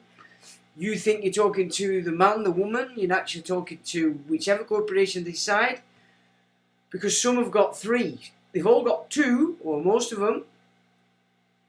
Okay, and Cabinet are in orange, and they're using the term KC. Right, so these are your MPs, all with DU Dunn's numbers. Stephen Barclay, he has 3. Kemi Badenoch, so these are Cabinet people as well, and KCs. Look at this, which I thought were interesting. Isn't there one guy standing up claiming to be an amazing geezer? Andrew Bridgen MP Northwest, Andrew Bridgen MP Northwest, Andrew Bridgen MP Northwest, and 3 different. So what's it? Is he operating on one corporate number when he's in his little hut? Is he operating another when he's talking against all things book script? Yeah? Are you seeing? Is he using another one when he's sat in Parliament? Why has he got 3 when other big players have? He's a player. We're looking, I think, at controlled opposition there. Yeah. I'm going past me like a lunatic. Alex Chalk, 2. Theresa Coffey. Now that is one strange looking woman. Oh, I deleted her number today. I knew I should have kept it. Her picture. That's why I kept it. And I've deleted it today. Okay? Is she in charge of DU Whippy? I can't remember. Michael Gove. Just has the 1. Suella Braverman, MP Ferrum. Dunn's number. Suella Fernandez, MP Ferrum. She's using different names, look. What is this going on here? Yeah? She uses another one as well. So why this big woman they're putting up there as possibly the next leader? Look at her. She's a fraud. She's a fraud, this girl. She doesn't have... She's not coming in as the real. She's coming in on these corporate things. Rishi Sunak, Grant Shapps, Michelle Donlan. But don't remember, this is just a cabinet that's in. They're all at it. Labour, Liberal, Greens, upstarts, instarts, fruit bats, and all those at Chalco Westminster, or wannabes. Look, Department of Foreign Affairs, they've got Dunn's numbers. Business and Trade, Office of Secretary of State for Scotland. Penny Mordaunt, she's got 2. Mel Stride, he's got 1, and Mark Harper, he's got 2. That's 2 identities, people. You're getting it. You're seeing? You're playing. So there's a couple of links that I don't think I can get off, actually, but I don't know whether you can off there. By what authority? This pretty much explains what a solicitor needs to do in business and have authority. That's the link above. Solicitor's disciplinary tribunal in there, so that's a couple of links that will take you to that. Now, MPs are putting themselves down as MPKC, as you can see from the above. So, well, the Braverman PM MP rather, is just an entity with the DUNS number. It is not a natural person. Neither does the entity hold a bar licence, therefore it had no right to hold the office of Attorney General. Sue Ellen Cassiana Braverman, that's her real name, right? So who's this? You voted in a fiction. Sue Ellen Cassiana Braverman. Let's just go back to her. She's using none of those. Isn't she? Yeah, look at that. How many names does she want, this little flea bag? But more importantly, she doesn't hold a bar licence. The entity hasn't got a bar licence. The entity cannot hold the office of Attorney General. Sue Ellen Cassiana Braverman did not stand as an MP. It was Sue Ellen Braverman. DUNS number, which stood for election. Therefore, Sue Ellen Cassiana Braverman KC has no right to use the title MP, nor use the title the Right Honourable Sue Ellen Cassiana Braverman KC MP. Right? She might have it though, but you need to see this, people. This is how they're playing you. Sue Ellen Cassiana Braverman does not have the right to use the title MP. She did not stand for the election of Sue Ellen Cassiana Braverman, let alone have the cheek to use the title the Right Honourable Sue Ellen Cassiana Braverman KC MP when that entity does not exist. None of them can do this. None of them have stood for you as people, natural persons, or private persons even. Sue Ellen Cassiana Braverman does not have the right to use it. You've done that. It appears that the government's legal department make it up as they go along because no one has ever pointed out the fraud to the Bar Standards Board. Silly me didn't take a screenshot when we was listed as Sue Ellen Cassiana Braverman KC MP. Therefore, anything that was done in the name of the Right Honourable Sue Ellen Braverman KC MP as the Attorney General is null and void without question. To be officers of the court, they have to take an oath to the court, and that is the name we require, as we should all be doing our due diligence on this one. Well, they all take an oath to the King, don't they? Others using KC fraud are the Right Honourable Sir Robert Buckland, KBE KC MP, with a practice certificate in the name of Mr. Robert James Buckland. Can you see? They've got to be correct, because everything that's licensed and registered is the fiction. Which again is incorrect. He can't even use the name Robert J. Buckland, as the entity does not have a licence. The others are Alex Chalk, Lord Chancellor, because he's using, Lucy Fraser, MP Secretary of State for Culture, Media and Sports. Lucy Fraser, the last two are not even registered on the Bar Standards Register, so have no right to use the title KC despite the positions they hold in government. What do you make of that malarkey, ladies and gentlemen? I'll just give you one last thing and then we'll have a look at what you're saying. But this is what you're doing if you're getting your kids these silly cars that are coming on everywhere. So banks are now telling you what to eat. Don't you just feel like telling all these corporations to go and get fat? Yeah, because it's all being shifted into this corporate no-hide. You're just going to be slaves. You no rights, nothing. And it says a number of ways customers may change their diets to become more eco-friendly, such as going vegetarian and partly vegan, as well as cutting out beef and trying meat-free Mondays. The bank's app asks its users to try adding tofu and lentils to their diets as substitute for eating meat. Okay, and this was in Telegraph Money. NatWest combs customer accounts and tells them to blah blah blah blah. So that's what's going on now with these kiddies that they've got them on these cards. That's what you're doing if you're going on this funny money. That's the game they're playing. They're going to control your flea bags that way, and you won't even be aware of it. Yep, can you see? It's all going down now, innit? But is that not raised questions about what the hell's going on with the United Kingdom of Great Britain and Northern Ireland? Why are they all operating on corporate entities, yet standing as natural persons? Or private persons taking up office? That's the covenant, people. That's the game. That's the New World Order. That is the covenant that they're all in. Not good, is it? Right, so I'll just flick through these because we are rather late and I'm pretty sure you've got bedtimes. Where are we? I first thought gunshots. Oh wait. Well, it looks to me like we're all having a good chinwag, which is good.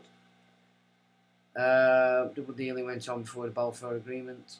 The Ottoman Empire was shifted out, but still get a cut of the oil, of course. Well, Lawrence of Arabia was the man that pulled them together on that. The guys forget the Ottoman Empire. They shafted the Arabs and sold them to the British Empire. 70 years of occupation for the Empire. Well, oops, I'm not swearing. Chiltern is 15 minutes from here. Okay. Right, so I think you're all something going on there. Well, that's got to be a wrap, folks.